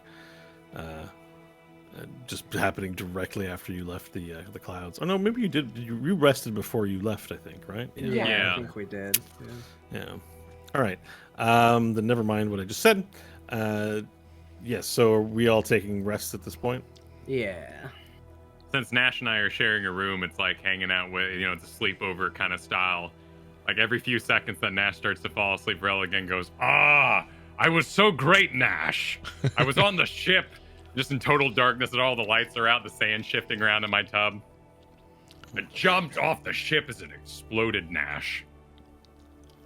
Hope's too deep in sleep to respond, but she tried to get him to shut up if she could. I would say I could tell there was something going on over there, but I didn't really get a look at it. That's pretty awesome. It's great. I was great. Did you hear what? Did you hear what the guy what he said? He says I'm his son. It doesn't matter, Nash. We're literally riding inside someone's dad right now. I don't take it too seriously. Dads come and go. Heroics are forever. That's a good point, but I don't know. I'm not ready for whatever pressure this is to do whatever I have to do. I don't want to be related to our arch enemy. In the darkness, there's kind of a shifting of sand and some spills under the ground as I sit up. Do you miss the catch ball, Nash? No, more like, now I have all kinds of questions about the other Nashes. What's the deal? If I'm the only one, am I his own? If I'm related to him, then what are all they? Are they also related to him? Are they different timelines with different versions of Dad? Like, now it's all just really confusing. And I'd still kill him if he was here right now. Maybe they're all your brothers. Maybe. I'd sure like to know the answer to that question, though. We may not get it till we go to the solar mines, if we go there at all. We'll go there, Nash. It's gonna be great. We're gonna win. We're gonna do great things. Just like today. All right, we'll get some rest then. And you hear a little voice saying, "Did someone turn out the lights?" Wait, who is that? You don't know. Okay. Do I hear it too? Yeah, you heard it too. Although maybe you guys can repeat it. I would say, Hello? who is that? Hello, yeah. Who is this? Hello. Tedna? Who is this? Who are you? Nash? That's not me. Another Nash? Who's Are you speaking? asking me if I'm another Nash? Make Yes. yourself known. So with this voice, Nash, as you're lying there, you kind of hear feel this weird heat on your shoulder. Okay. Oh, no. Oh, boy. Don't tell me the little hand is its own little... Jeez. There's like this sort of wetness too. Like there's this wetness to your shoulder as you lie there. It's uncomfortable. I'll say. You've still got your cloak on, I'm guessing, and your bandages. Is it dark? Yeah, it's dark. You guys have turned out the lights to go to sleep. Hope's told you to shut up like 100 times. Well, I would instinctually go back there with my hand and feel around like what the hell's going on. All right, you feel back there with your hand, and something with lips bites it. Arr! You take 1 point of damage. Oh my gosh. You find there's some sort of mouth on in your shoulder. A mouse on my shoulder. Mouth. Oh, mouth. Oh, it's Can't built see. in. You can just feel it. You feel lips and teeth, and it bites your finger. Built into my shoulder. I can tell that it's built in. You can just feel it. You haven't looked yet. Ah, shit. We have a mirror or anything in here? Yeah, there's a mirror. All right, I'd whip out a little gross potato peel in my pocket and light it. Yeah. And then I would try to get up to the mirror and look at it like I'm looking for a bad zit or something. Yeah, you sort of like pull your shirt open to see like what you can see. And as you look in there, you see an eyeball and a mouth. And it looks at you and goes, "Ugh!" And I'll there's some say- hairs growing where the nose is probably supposed to be. I'll say, what is this? What trickery? Who did this? Well, you tell me, what is this? Where the hell am I?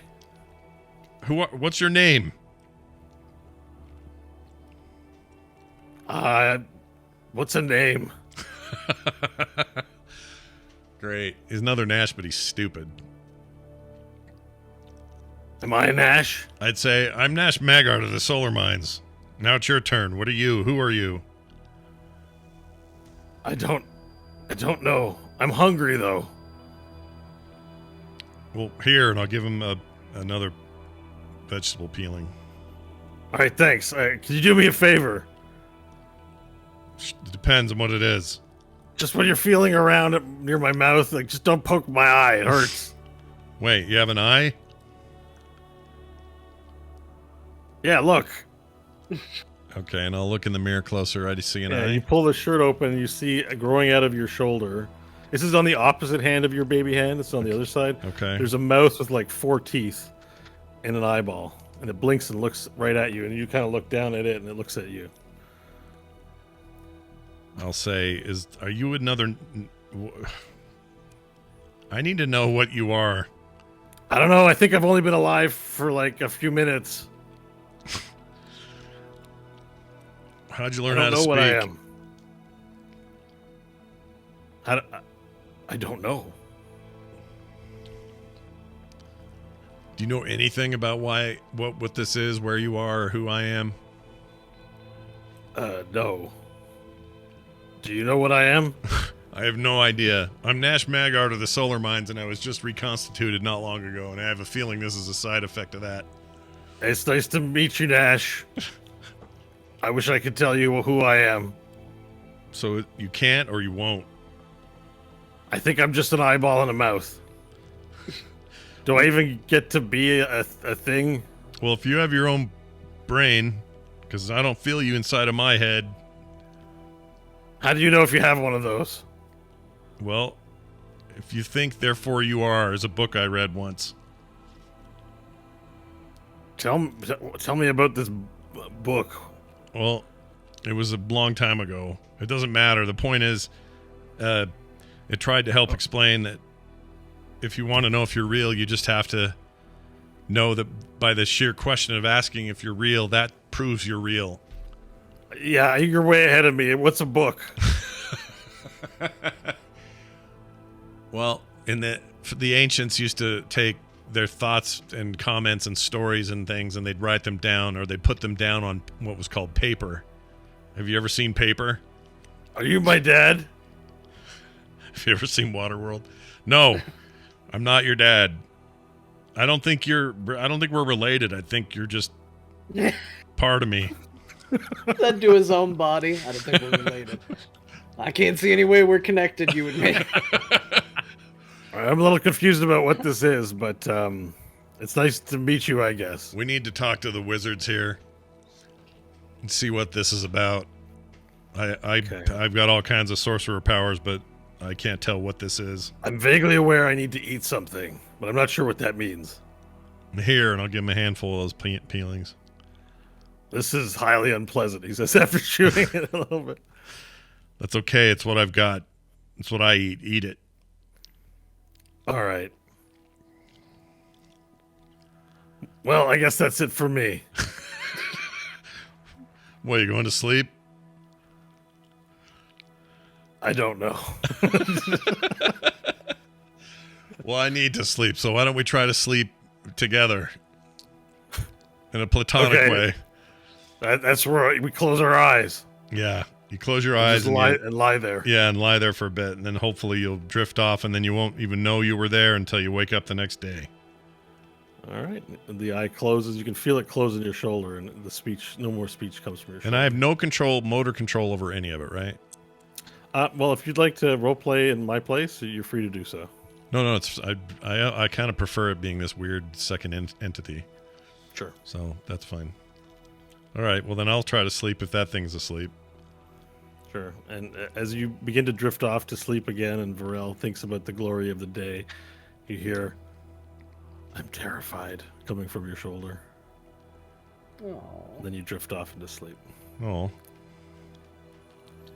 Stanley, you're not with the rest of the group because Nope. you have your own captain's quarters, and you hear as you by candlelight contemplate. I don't know. Would you be having a drink, spirits of some kind from the day, anything? No, I think Stanley would be pretty well spent from the day's activities, so he'd just be resting. Maybe deep in thought, but not. Okay. There's a knock not at up your to door. much. Enter. The door opens, and Tungsten Wheel is there. He looks pale and frightful. He says, Tungsten, what can I do for you? Stanley, you must come see Union. Okay. I'll follow him. Yeah, so you guys walk together. He steps to your side and says, "You must do what you can to make her last moments mean something, so she can pass between worlds in peace." What do you mean last moment? She was fine last time I checked on her. The fighting The fighting moved below decks. Although she was not well enough yet to continue on in the battle, she took a fatal blow. I haven't been able to heal her, neither has the doctor. Very few aboard are flesh. Fighting the Hell Knights has damaged her beyond the capability of our medicine, unless there's something you can do. I mean, I'm certainly willing to try. Stanley will move with more urgency, head down there. Okay, you head down to Dr. I believe it's Sales. Let me get the... What happened to the kid? Didn't we get a kid who was also a doctor? No, you got... it was yeah, Dungle we Star's did. assistant. Yeah. I have to... I'm just dreading this. I meant to look up his name, and I'm like, where? I must have wrote that somewhere. Yeah, the boy who was the helper. Twaddle. Yeah. Twaddle Gupsmoss. And you assigned him as the surgeon's assistant. That's right. Yeah. All right. So you make your way down to the. Let me zoom in here on the map. Yeah, Dr. Daffodil's office. So you make your way down below the hold, and you enter into the room, and you see lying on one of the stretch beds. Union Wheel is there, with the cavity of her chest mostly opened up, her lungs pulled out onto either side, magic holding pieces of her body in place. Dr. Daffodil's sort of there, with her hands up, concentrating, trying to keep her alive. Can I do a medicine check to see if I can figure out why healing magic and things like that wouldn't be working on her? Mm-hmm. You can. A 26. We've come a long way since you tried to pretend to be a doctor in the waste, son. Yeah. That way, that 1 year was well spent in Tiakola. Yeah. So, as you examine her, you see that she's suffered a massive fracture to her spinal cord, which blew out most of her chest. She's, beyond getting a normal cut or even an amputation, a lot of her innards have been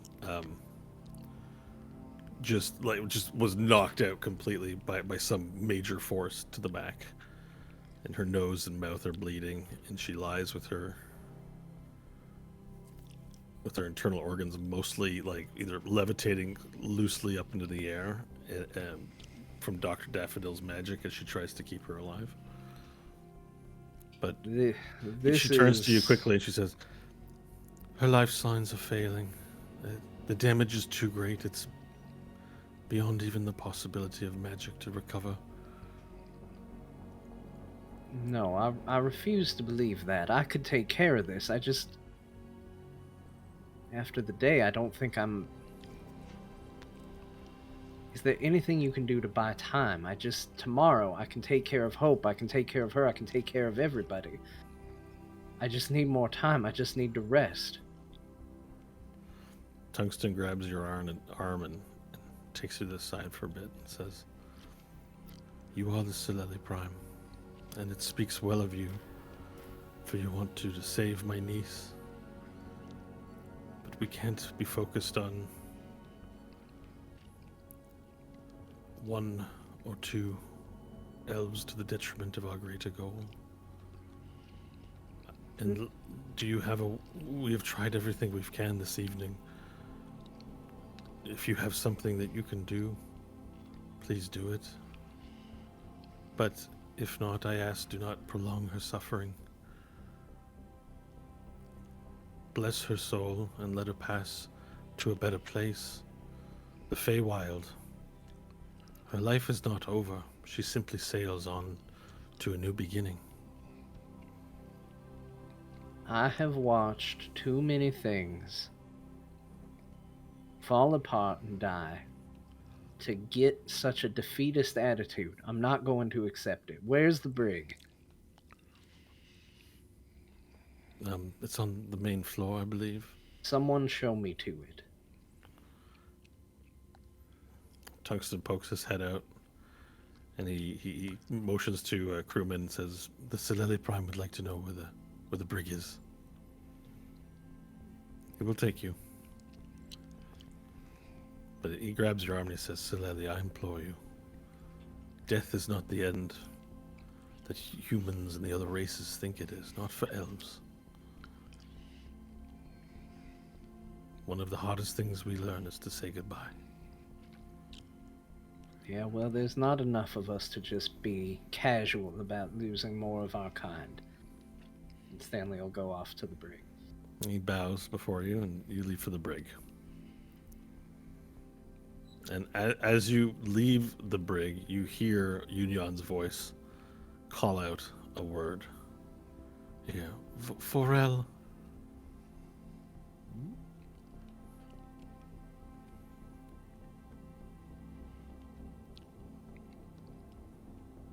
Alright, I'm gonna go to the brig. Mm-hmm. When the door opens, you, Dr. Coat Spider. So Georges looks at you and he says, "Georges? No, Georges! Georges!" And then he turns and he places a hand on the side of the ship and the door appears. He says, "Georges, Georges!" He opens up the door and you see Mysterious Business lying still unconscious on the ground, tied up in rope, as well as Dr. Spider, who's managed to shimmy his way out of his ropes and is just hanging out in the prison. A pool of ropes on the ground. As I pull back a string and a needle, I look over my shoulder. You expressed an interest in working together. I did. Yes. Dr. Spider, at your service. Did your parents name you that, or was that a moniker you took upon yourself? Some find it more calming. First name, perhaps, a Strand Spider. S-P-Y, and I kind of button up my coat, D-E-R Spider. Well, you have an opportunity to prove that you were serious in the offer. I need you to come up and look at a patient. I'd like her taken care of and healed to the best of your ability. If you succeed in doing this, you will have earned our trust and favor. If not, we can throw you right off the side of this ship. Indeed, that might not be preferable. Might I counter-offer for my own benefit? Go ahead. If I can succeed in helping your companion, I can have access to my baby. Your baby, is that the weapon I saw you using during the fight? A weapon is such a harsh word. More of a Celestipack Baby X10. My healing implements, if you will. If it is what you need, we will get it for you. Somebody go retrieve this baby. Very good. After you, unless, of course, you demand the irons. I am more than capable of dealing with a rogue spider, but you can go ahead. Very good. Where am I going? I'll have them guide him back up. All right, so Behind. you lead him with a few of the ghost pirate elves guard back down a floor to Dr. Daffodil's office.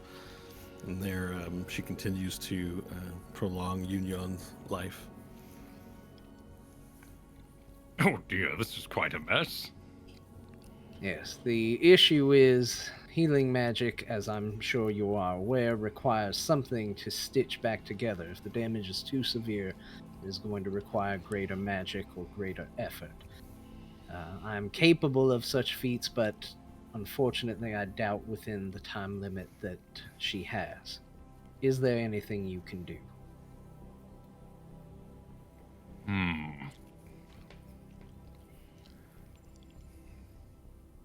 This is quite beyond the capabilities of what I see here. I do have means to transport her to my, laboratory. I do not think we're going to let you go running off to a laboratory from God knows where. Hell is where I beckon from. I didn't want to assume, but I'm not surprised.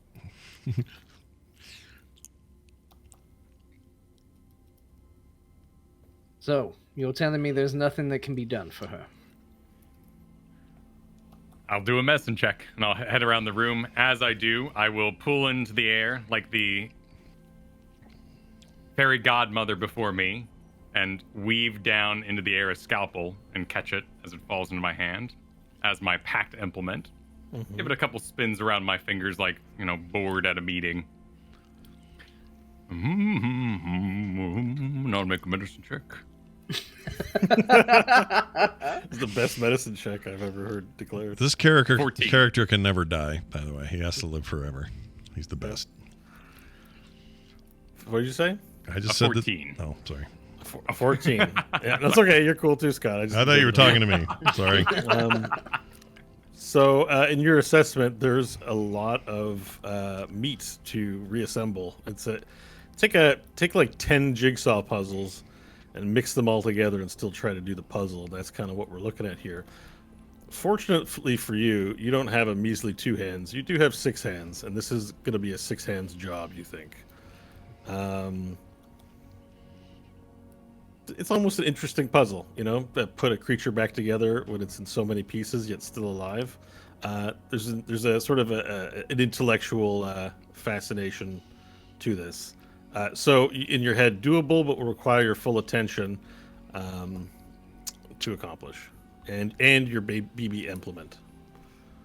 You will need all of the tools you can get at your disposal. All right, and I crack my fingers and crack my fingers and crack my fingers. This needs moving, and I point at the ceiling, and to have the ceiling cleared, I will need to stand there. I will require my baby. I'm going to summon forth my nurse. Please do not be alarmed. I will have eyes on you, everyone. Assist him as he requests. Oh, very well, very well. Nurse Wilkins, and I summon my spectral companion. Nurse Who goes, Nurse Spectral Companion, Nurse Wilkins.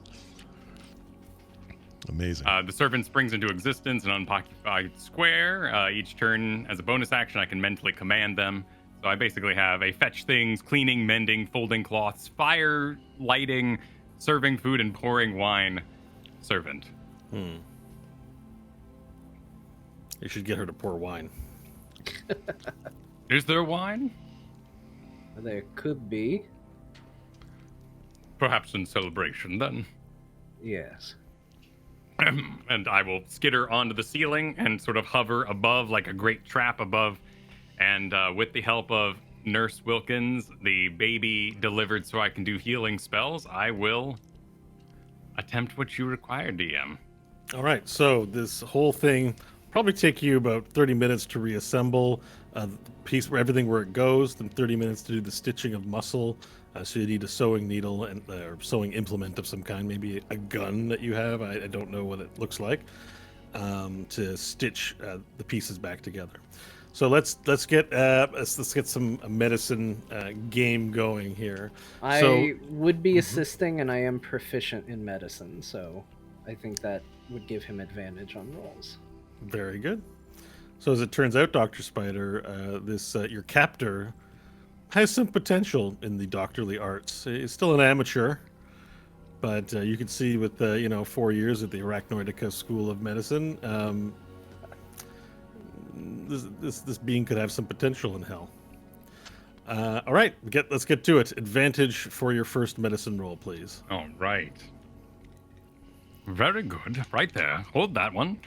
Don't let it squirt. 24. Perfect. So you take all the pieces of fractured spine and lay them out together. As you move things, Dr. Daffodil releases the magic so that you're able to set it. Then she repurposes her magic to hold it back into place to prevent bleeding. So spinal cord's set, bones are set. Now you've got to put the lungs and the organs in the right place. So next roll, please. All right. Very good, very good. 21. Yes, you were able to successfully place, the organs where you think they are. There might be a kidney kind of a little higher than it's supposed to be, or maybe the left kidney is where the right kidney is. But for the most part, you're pretty sure you got an alpha biology set up. So it's all kind of laid out now. Bones and organs. Now you got to start stitching where they've been ripped or poorly disconnected. So you'll need the BB. I think you'll need your implement for that to start connecting flesh together. So make an attack roll with your weapon. Oh, right. Your healing weapon, please. Will this be my healing light kind of business? Yeah. I mean, it may be designed to do damage, but in this case, you can flip one switch and then it goes from hurting to healing. Yeah, exactly. The healing light is a pool of D6s I spend. So I will kind of set the gun to heal and have it go on the wound, and then not squeamish, are we? And I pull up my abdomen, my buttocks, and from it weave through my sewing needle and pull out my own web and begin to.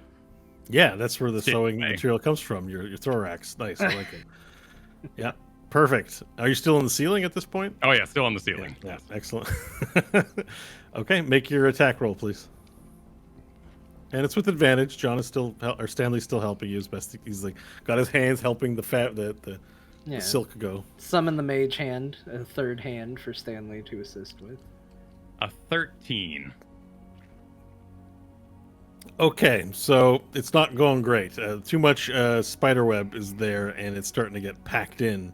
And now you've got to cut the additional connecting tissues because you try to like close the flesh over all the sewings you've done, and it's not smooth. It's like she's got all these kinds of bumpies from really the worst imaginable plastic surgery. And you look to Stanley, you're like, "This is passable," and he shakes his head, "No." So now you've got to open her back up and start shaving down your connections you've made to be more professional. Okay, I will flip down my glasses and use ghost gaze so I can see through solid objects to help me with my stitching. Okay. Oh, nice. That gives you whatever advantage it gives you. Advantage. Excellent. It's like basically trying to pack a bag that's too packed, kind of leaning over Exactly. with a 14. Okay. So you manage to shave down some, and you get it into a pretty good spot. And as you close the flesh over, it looks fine. And you look to Stanley, and Stanley goes. He gives you the yes nod, and but as that happens, Dr. Daffodil yells out. She goes, "I'm losing her," and she begins coughing and coughing up blood, and you can tell that she's starting to go into shock as things there. So now you've got to resolve this health situation. With her all stitched back together, Stanley will do a healing word.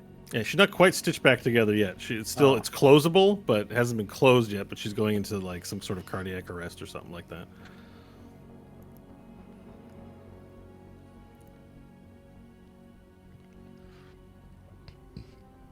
Maybe a healing spell or some sort of option to, solve it. I'll still cast the healing word. Everyone's like, wait, I'm not up on my...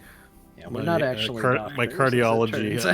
Everyone's on Wikipedia cardiology is like, what do you do? And this happens. Just like, you can use magic. We can. Yeah, I'll do healing word heal for 17 is what the roll was. Okay, so the coughing subsides as Dr. Spider takes out a handkerchief and cleans around her mouth. She settles back down into stableness, and she's ready to be sewn up. All right, as I go in for my next and these are all melee attacks you were saying, right? The sows? Well, this one you can be the sows you can do medicine for this one. This is you can do sleight of hand or medicine. It's like making a dress. It's got the flesh has to be brought together to heal. Pulled taut. 19. All right. So now you work more intimately with your thorax and her body in terms of you're not making long strands anymore. You're trying to use fresh, tough silk, and you stitch up all the different pieces of flesh,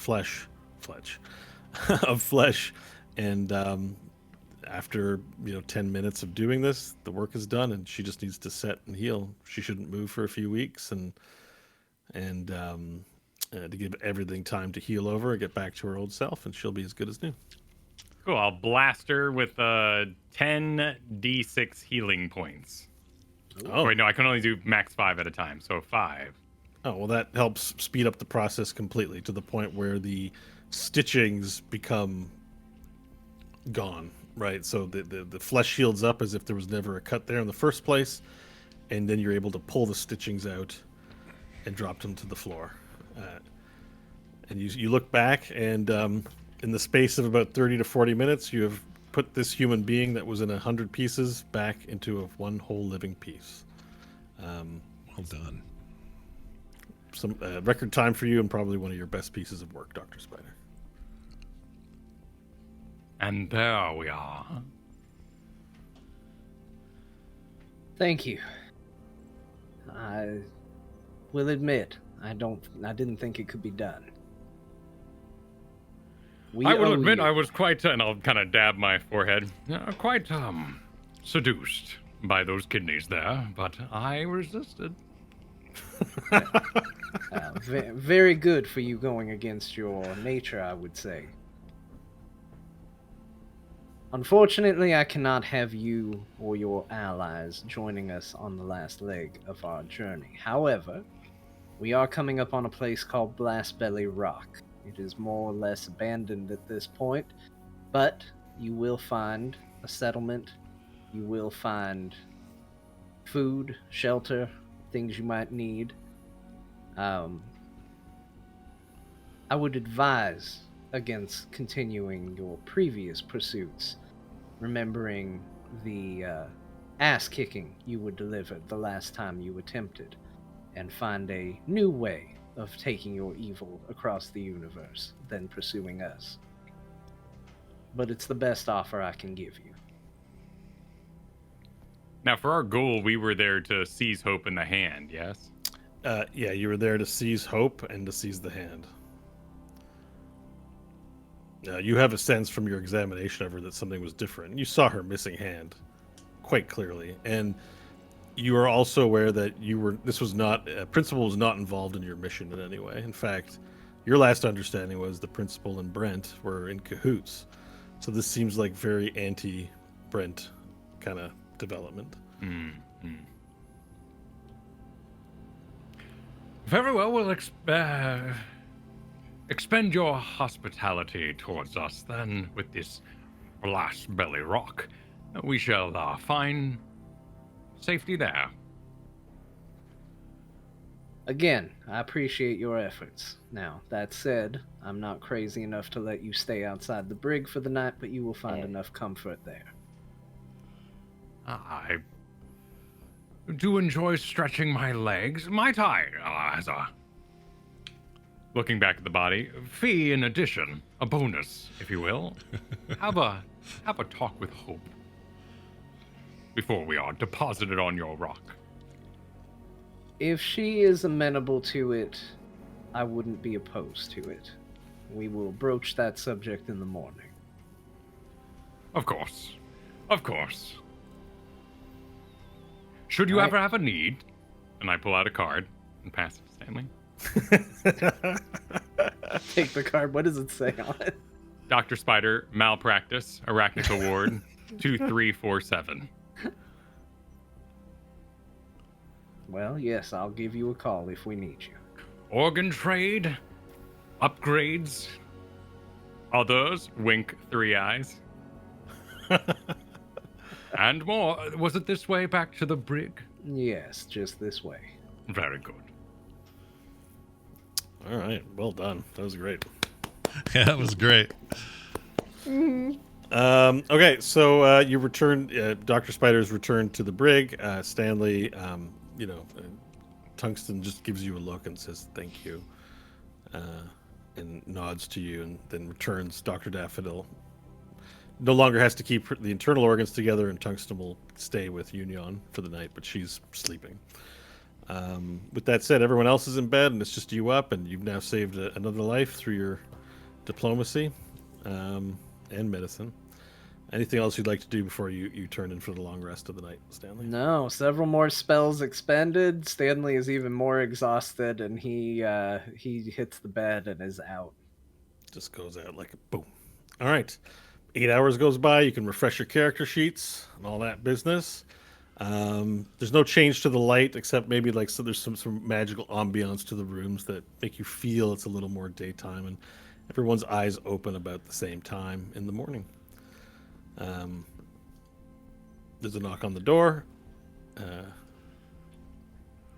for the three of you, and nobody gets it, so it just opens, and Gorgeous Georges comes in with elven rations for everyone, displayed out on a beautiful, there's meats and nuts and vegetables all splayed out, and cups of elven coffee in them.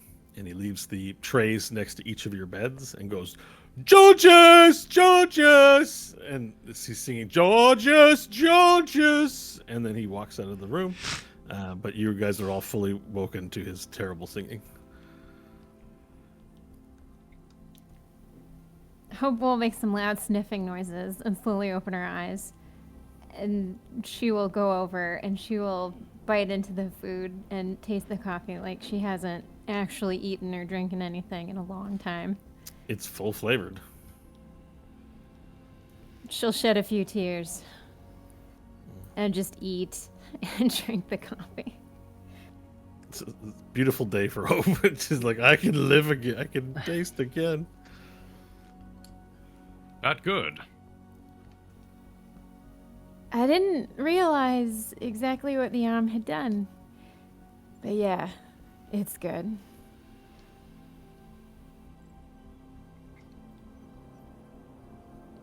And you hear a voice in your ear, Scott. It goes, "What's a Georges?" I would go, "Ah!" Hope will jump a little.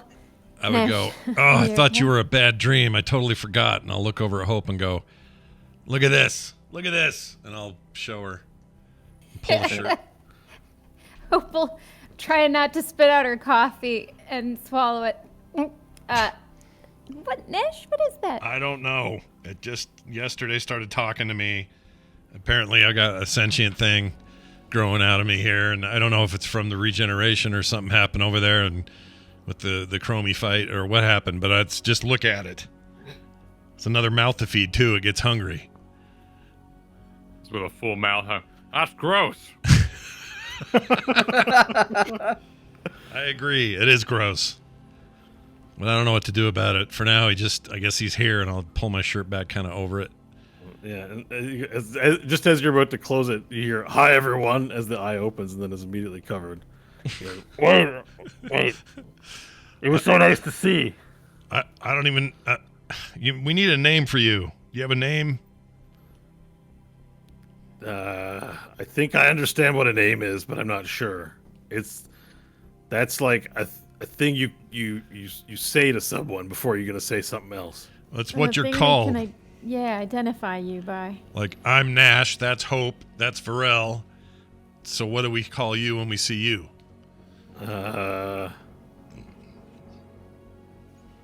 Maybe call me Georges.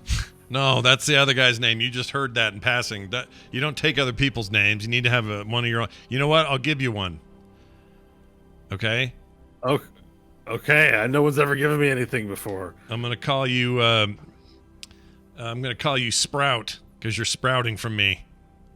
Sprout. Yeah. All right. You'll take it, huh? Thank you. You're welcome. I am Sprout. Indeed. It's nice to meet you, Sprout. I am Sprout. You hear coming from his clothes. No, we know. We know you're Sprout. We'll call on you, and we need you. Oh, okay. And I'll take some of the food they brought us, like a grape or something, and hand it, give it to his little mouth. Just like feed your mouth in there like this. And You hear smacking. Oh my God, what is this? This is delicious. it's really good. It's called a grape. This is way better than whatever you put in my mouth last night. Those were just peelings. These are grapes. They are very good. And can my other hand reach it? The little hand? Yeah. Your baby hand can reach over. Okay. I'm going to have the baby hand go over because I can control that and just put his index finger to its lips and go, shh. So I will spit my coffee. As I kind of hold it with my one finger because I love coffee. They're not the same one. You've got 3 people. 2. How many people are in there? Only 2. The hand's always been just an extra appendage, but this is a new entity. It's got its own life, and I don't know what to do with it yet. I don't even know where it came from. It doesn't know either. It talks like me, but I don't think it has any idea where he's from. Absolutely vile. I agree. I didn't ask for this. Maybe it was something with the transformation back from dragon this time or something. I don't know. What's a dragon? My underwear DNA malfunctioning. I have no idea. Quiet you, I'll say. All right, it listens to you. It trusts you. So you're the only person it knows, and it's attached to you, and it obeys your commands. I'll say just keep it quiet. We'll figure out what's going on. You're safe. I'm not gonna get a knife and try to carve you out of me or anything. You're fine. I trust you. Okay, here's another grape. I'll give him a big fat grape. Okay. There's this like yummy chewing happening underneath your shirt. Like you can see Nash's shoulder moving a little bit. It's like there's just like, Hope pours the grapes on her plate back onto the main plate and takes some other food. I really like these grapes. They're great. You have them. Okay. Well, I need help, Nash. I need help getting them to eat them. I can't eat them on my own.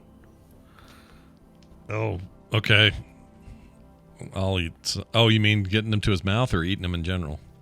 Yeah, like he doesn't have a hand of his own, so you've got to feed him. All right, the little hand will do that job. I'll put a plate kind of near where I'm leaning and let the hand do it. Okay. Yeah, maybe you put some in your hood and then he can pick them out of his hood. And put them in the thing. Yeah. Yeah. Okay. That just happens in the back room, background. I have decided to have breakfast with Stanley. And I head out. I don't blame you, I'd say, as he goes out. All right. So this morning, Stanley does a knock on your door. Varel comes in to have breakfast with you. Hope, do you follow as well, or are you going to stay with Nash? She'll stay with Nash. Oh, all right. She's weirded out, but she's not. there have been weirder things. All right. So you guys all have your breakfast, and then at some point you're probably all going to reconvene together. I'm maybe Stanley's going to call down and say, "Hey guys, let's get together," or something like that. But... Yeah, I mean, I think Stanley would entertain Varel for a bit, but there would definitely be a curiosity of, I mean, we could go down there with everybody, and when Varel told him what was going on, there would be well, I have to see this. I have to know. So, before or after breakfast? You bringing your breakfast down? No, post-breakfast, Stanley would make his way in. All right, Stanley and Varel show up again after you guys are all done eating into the your large room in the ship. Hey everybody, Nash. Heard a rumor, little curious, that you have another person living inside you again. I'll go, look at this, and I'll kind of turn in such a way and kind of expose it and go, yep, you heard right. His name is Sprout. I gave it to him. He doesn't know anything else about himself or his origin. I don't either. The theory right now is either coming back from dragon form or maybe something with our, run-in yesterday. Maybe that was it. We don't know. But he's eating grapes right now and kind of keeping to himself. He seems like he's not a threat. It's crazy because when Varel told me what was going on, I thought this was going to surprise me more than it did. And honestly, I'm looking at it, I'm seeing it, and I just have a resounding feeling of, yeah, that makes sense. Great. It doesn't make any sense to me, but I take your point. Look, you have a giant hand growing out of your back. Well, a giant baby hand growing out your back, and I don't think that this is the craziest thing I've ever seen you do. So, hello, Sprout. It's good to meet you. Hey there. What is your name? My name is Valir Ornath, or sometimes people call me Stanley. Valir Why don't Ornath. you call me Stanley? Yes. Stanley. Stanley. That's a lovely name. Oh, why, thank you. Sprout is a fantastic name that you've chosen for you. Thanks, I just got it today. Yeah. Nash gave it to me. Oh, well, that suggests more creativity than I thought he possessed, so that's... Stanley, do you know anything about daddies? a bit. Is Nash my daddy? He didn't say. Well, you are a part of him, so I think from a certain point of view, that's probably true. Do I have... Is there anyone else who Nash is a daddy of? Yeah, he actually has a lot of kids. He can't stop. Yeah, the advantages, those are separate from me, though. They're not part of my body the way you are. Whoa. Maybe one day I could be my own body. Yeah, Nash, don't... He just showed up. Maybe he will be. Maybe. It seems like... Why are you rushing him out? You've had that baby hand for plenty of time. I didn't hear you complaining about that. I just got my body back. Plus, I can control the baby hand or even cut it off. It's my own hand. This is different. This is like having a parasite living with you. No offense. Nash, why What's would a you say parasite? that about your son? It's not a nice thing, and he shouldn't have said it, and he should apologize. How is it not nice? Is it because it's smelly? No, it's just parasites in a traditional sense are things that attach themselves to other organisms and sometimes kill them or cause other problems and illness. I'm not saying you're doing that. Am I an organism, is it? I'm just saying, oh man, you don't even know the basic English stuff. Look, it's going to be a long process. The best thing for you to do right now is just eat when you're hungry and not have too much to say otherwise. For now, while we work this out. You'll be safe, I promise. Okay. Nash, we have adult business we need to get to today. Why don't you take Sprout for a walk around the ship and let him see some sights? Last thing he needs is to be bundled up under your cloak all day. Let him see the world. Okay, but don't you need me for plans? No. Fine. I'll get up and start walking around. Going out of there and just doing a little tour of the ship with my little friend.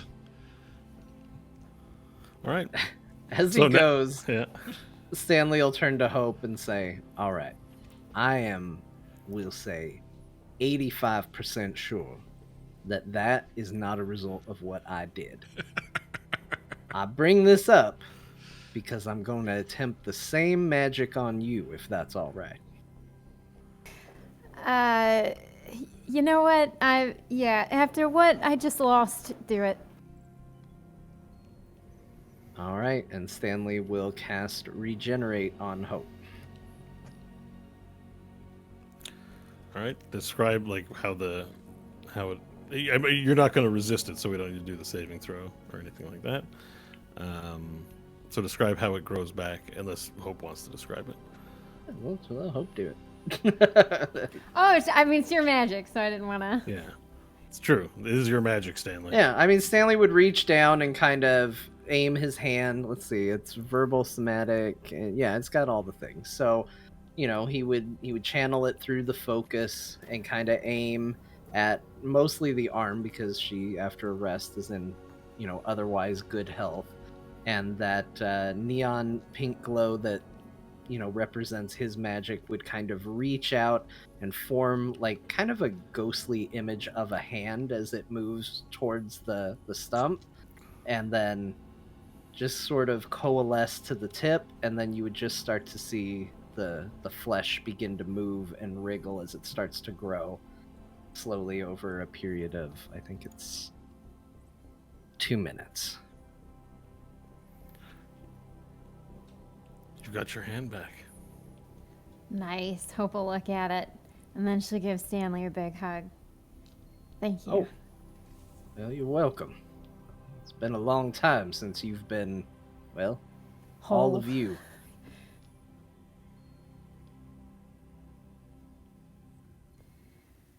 All right, so what's next? If for some reason a eyeball and a mouth form in your shoulder, let me know. I might We'll have just to cut it off and tweak try them. again. Yeah, sure, we could do that. I like how Stanley's like, I'm not sure how that works, but that sounds like letting me off the hook. So, Yeah. Hey, great. yeah, okay. That seems good. Oh, one other bit of business that I think I should mention to you all. Last night we had a bit of an incident. Union, turns out she nearly died during the fight with the demons. And in an act of somewhat desperation, I got our spidery companion out of the brig to help her. And he was able to, and saved her life. In exchange, I've agreed to let the spider, the cow, the charred remains of Squirts, and the other one off at Blast Belly Rock. Wait. Now he... Who? Squirts. My Yeah, manager. The little kobold seemed very much like Squirts. The screaming half-robot pirate. Oh, was she a robot? She was half-robot when I think when she was resurrected. Oh, she you know became what? There's no robot. way Stanley knew that was Squirts. Even hearing tricks, I don't think he would have known. The little kobold and the other one, whatever the hell he was, off at Blast Belly Rock. Rewind then. Yeah, rewind. Now, the spider did say that he would like to speak with you before he departs, Hope. I said that it would be your call in that regard. Yeah, I don't think I have anything they could possibly want anymore. And as you say that, a ghost pirate sort of descends from the stairs, looks to you, and says, "Oi, Captain! Yes. Crookedan Rose told me to tell you that we've arrived at Blast Belly Rock. Any commands from the captain?" No, go ahead and bring us into dock, and let's get the prisoners and the remains out of the brig. We probably shouldn't let them off if there are still good people on Blast Belly Rock. They will. The spider, at least, will hurt them. At least the spider. He's evil, but he's honest, and he will take their insides. Oh. Well, he I was love so helpful and polite, too. All right. Well, we will find out. I think all the dwarves said they were getting out of here and taking that other ship with them, but we can certainly check and make sure that the place is abandoned. Right, captain says to pull in the ship and get the prisoners to the deck. All right, move it! And then the ghost pirates mill around and begin getting things prepped. After a few minutes, after a few minutes. Oh no, mimics! Says Stanley runs and jumps off the ship. My brain is not working for some reason. After a few minutes, a ghost pirate comes down and says, "All right, Captain, we're pulling in, and we've got the prisoners up on the dock. We also sent Uncle Sever sent a few men in there because I mentioned to him that you mentioned we have to make sure the dwarves are not there because it might not be safe for them. I know you weren't directly speaking to me about that, so my apologies if I was eavesdropping while you were speaking to your friend. But regardless, the dwarves are not there. We're all ready for you upstairs. Adios." Nervously walks away. I appreciate the initiative. Thank you. Adios to you as well. All right. Head up on deck. All right, you head up on deck, and you see, tied up, this mysterious business, who's looking Now- a little drowsy. Well, with the DM's discretion, might I have sewn Squirts' and Blood Skunk's head onto the side of Mysterious Business? Sure, he can't do anything about it. And I assume you have the sewing materials in your thorax. Yep. And you probably could have made needle from bone. So, sure, yeah, yep. So wait, So Mysterious is three-headed, one Squirts and one Blood Skunk. Okay. I have no way to revive them being in a magical chamber, but there would at least be blood in there. brain Yeah, so systems. you've jimmied them to Styrius, who's keeping them demonically alive in some way. So we don't have to get into the actual health sciences of how this actually worked. Yes. Are they able to speak?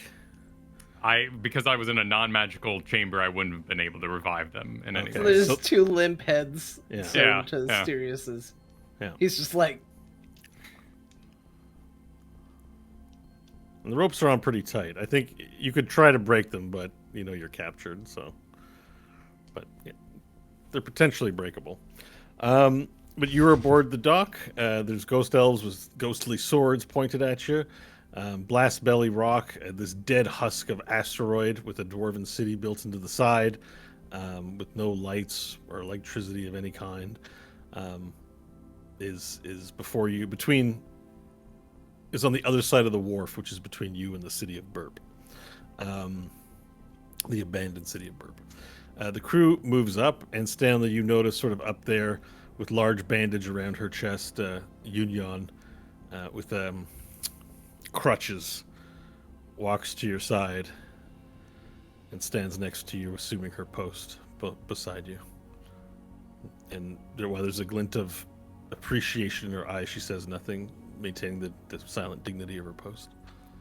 seeing that was how she felt, Stanley would just kind of give a little nod and let her do her what she feels is her duty in this circumstance. Mm-hmm. All right. This lovely place is Blast Belly Rock, and it is the best we can do for the two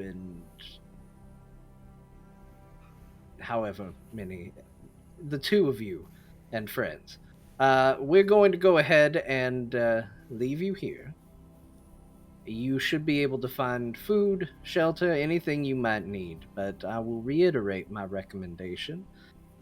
If your employer or anybody else sends you back after us, take a look and see what that got you last time and maybe rethink it. Hope, if you would like to speak with them, they're all yours at this point. Yeah, anything before you go? Not from me. Stanley will turn and kind of head back on deck. Cool, and Hope will face Dr. Spider and Styrius business. You look well, Hope. Feeling all right? Yes, actually, a lot better. I didn't realize it was so bad. So bad. That's a shame you thought so ill of your more perfected self. So, that's it then? Yes, so this place looks quite lovely. I'll set up shop here. Well, it was nice getting to meet you, both of you. You're very interesting. And we had some adventures. You're too kind. Perhaps a message for Brent. Should I see him soon?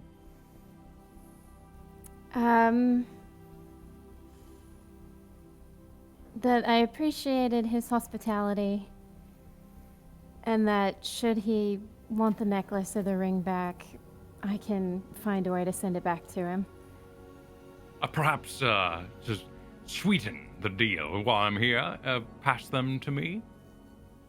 I shall hand-deliver them myself. As he says that, you get the sense that the items are losing their power, regardless. Okay, so getting that feeling, Hope would shrug, because in the end, if they come back, they come back. If they don't, they don't. If they get the items, he gets the items. She wouldn't have them anymore, and it would be on Dr. Spider. So she would nod in agreement and hand them over. Oh, perfect. Right there, the pocket protector, if you would. Of course. Very good. Quite tied up at the moment. Oh, yes. That's right. Tied up. Cool. Well, she'll put it in the pocket very securely, and then she'll back away and look back at Stanley. All right, cut him loose. Vrel has been humming at a charred half-robot head. I would like to make a perception roll to discern anything from someone I spent half a year with. Half robot head. Yeah, Great. if would Varel even recognize Squirts' limp, dead, half-robot head hanging off the serious Make an business? insight. Yeah, let's make an insight roll then, or perception or insight, whichever you prefer. I think it would have to do more with insight because there's disguise involved. Okay. Oh, yeah. 6. You find yourself wondering what happened to that manager of yours. Is this the same, same kobold that you met? Perhaps it isn't. Yeah. I It buried could her in be. the desert. And even if it were, would it really be the same one? Given the nature of the creatures you're meeting today. These Think are- about how I miss Rock'em Sock'em. Married at fighting. Esports, M Sports. M Sports. Yeah. Perhaps there'll be another day. You do have a rival in the Mind Master, Gerbkin Shartlinger out there, who's thinking about you. You know because that's what caused the downing of Alhandar was his spite for you. He sent the entire Asphyxian army across the galaxy to hunt you, and so you know there's someone you're on someone's mind out there living rent free. And there's like a an open question that one of these days might get resolved, and Squirts had a part to play in all that. But there's a new Squirts. His name's Chunks, and he'll be part of the new world, perhaps. On this note, oh no, hang on, I'll let you guys wrap up. So is there a somber departure for Spider and three-headed business as they leave? Sirius would just turn once they were kind of out of earshot and go, Doc, you're gonna get rid of these extra heads because I gotta. He just sort of shimmies and makes them wiggle a little bit. I don't really think they gel with my whole vibe. Nonsense, Styria. To be unstoppable. Ranged at your side, cleric on your shoulder. Surely an invincible force when I'm done. Well, I guess that makes a lot of sense, actually. And I have thought it'd be handy to be able to do a little bit of that magic business. Very good. But I'm gonna need, maybe a whole barrel full of arrows. I'm sure we could acquire those. Shall we call you Styrius Blood Squirts? I love it. People will think he's gonna seriously make blood squirt out of me when I've messed with him. It'll strike fear into everybody I meet. Thank you, Doc. This is a great name. A pleasure. A pleasure. Ta-ta, boat people. Goodbye, Georges, as you yell out to the boat, and I look forward to meeting Styrius Bloodsquirks in Elden Ring too. And with that, the ship undocks, and Uncle Sever sidles up to you and says, "Oh, we survived that one, Stanley. Good play to you on that. It was a close one. And we got a right bone to pick with that silver fecker." Yes, we do. And I think we're gonna have the opportunity. But first, let's save our planet. Well, there's one thing before we head back. We've forgotten, but you told me to remind you. We got to stop by Planet Nash on the way back and pick up an army of Nashes. Is that still on the docket? I Do we think it's a have good to do that? idea, but Hold on. Team, bring it in. Huddle. Nash isn't here at the moment. He's still walking around the ship. yeah. Realistically, do we have to stop at Planet Nash first? Well, don't we still need that ingredient? Yeah, what? Glopscore. Tungsten, what is the status on the ingredient? How long is it going to take to make this thing? Should we go straight back to Mars, or should we do a side stop first? Well, I've got the glopscope on me. If that's that's right. For. He had it hidden somewhere. We don't exactly know where it was hidden, but he kept it hidden. It's a bit delicate. I don't want to talk about it. It's all right. It's fine. It's a private dimension of some kind. It's a magic thing. I don't want to get into it. It's private. How do you mean? Just that there's wizards, magicians, mages can conjure up portals to other dimensions, including micro dimensions, in sometimes not the most polite of places. That's a little personal on a person. That's what I mean. Like the necklace of fireballs. Yes. Mm-hmm. He doesn't know that one, but yes, that is an example. Not where I think he did it, but it's an example. I'll lean close to him. You are not well. Oh, hell. You should remove it. Prison will do that to you. Perhaps I should remove it now. If you'll excuse me, please. Wait, before you go, is it going to take a while to get started? Should we drop you off first and then go to Planet Nash? No. It won't take long at all. If I have difficulty extracting it, I'm sure if Dungle Stars maintain my tools. In that case, let's get you to Mars first before you try taking it out. Do we need the spider for this? There's no danger to my person. If I have any difficulty, I will wait till we arrive to Mars, and Dungle Star can assist me with some of the tools we have in the workshop. All right, we're going to do Mars first, then we'll go to Planet Nash, and we'll get all the Nashes. Yes. Okay. I foresee that if we get so many sons in front of Nash's father, who is more Nash than him, being his father, he will be so overwhelmed with fatherhood, he will surely collapse. Well, I think that's a good thought, but I'm also seeing how Nash is dealing with Sprout, and I'm thinking maybe care of one's offspring doesn't run in their family very well. And you guys all look over to look at Nash, and Nash is dropping food peelings into the mouth. I thought I was walking. Wasn't I walking?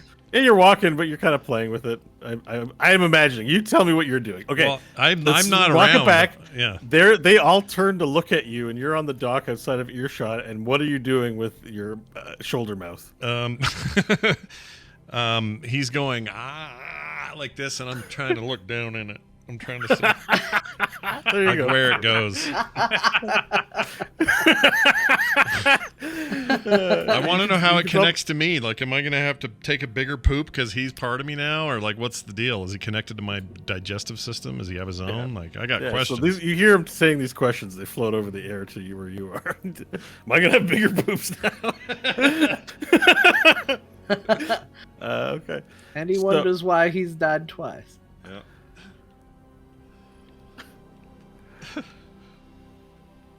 Anyway, let's depart from Mars. That's gonna be the next stop. All right then.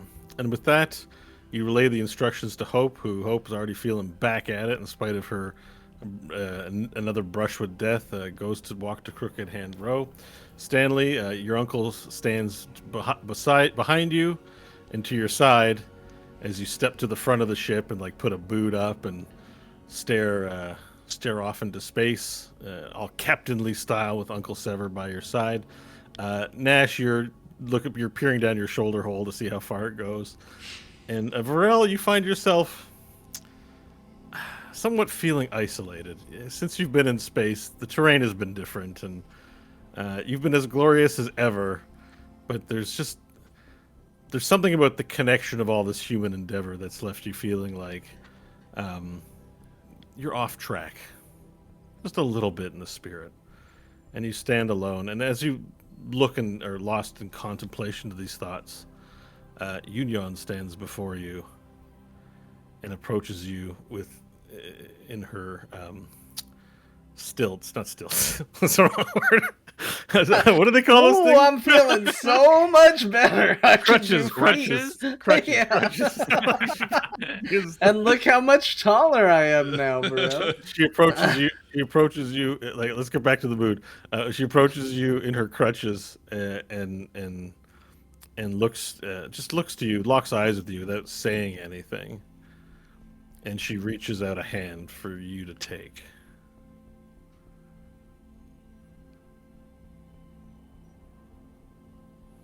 I'll take it. All right. She says nothing and looks at you in your eyes, and you say nothing and reach out the hand, and she holds it, and the strange ritual. You're holding hands as the ship moves out of sight, and a tear in void space opens up, and the ship blasts through it, headed for Mars. Roll credits. That's it for this. Nice. Perfect little place to end it. I love it. That was awesome. A nice little ending. Yeah, that was really good. Well, if you were like on pins and needles today, just imagine the needles and pins you'll be on next week when you find out where things go next. Because we got problems, man. I think I might Scott's be. already planning what to do with this hole. Yeah, That's why he can say that. I got. Wait till you find out what happens next week. It's gonna be wild, yo. I've been called Jesus today. I've got a new hole that I can fiddle with, and there's other things going on, and it's going to get real weird. So next week, you're going to want to tune in for more and find out where all this goes. In the meantime, if you like this show and you want to support it, you can do that at our website. ThereWillBeDungeons.com. Get the show always commercial free. Get the show always with extra content every month if you sign up today. So go check it out at ThereWillBeDungeons.com.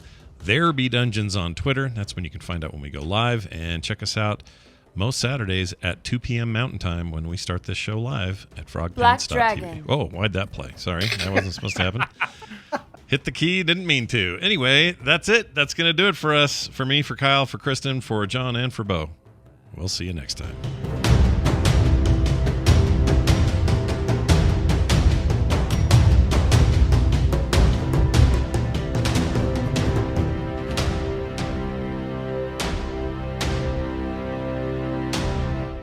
This show is part of the Frog Pants Network. Frog Pants Network. Get more shows like this at frogpants.com. There you go. Oh, the dragon's skin.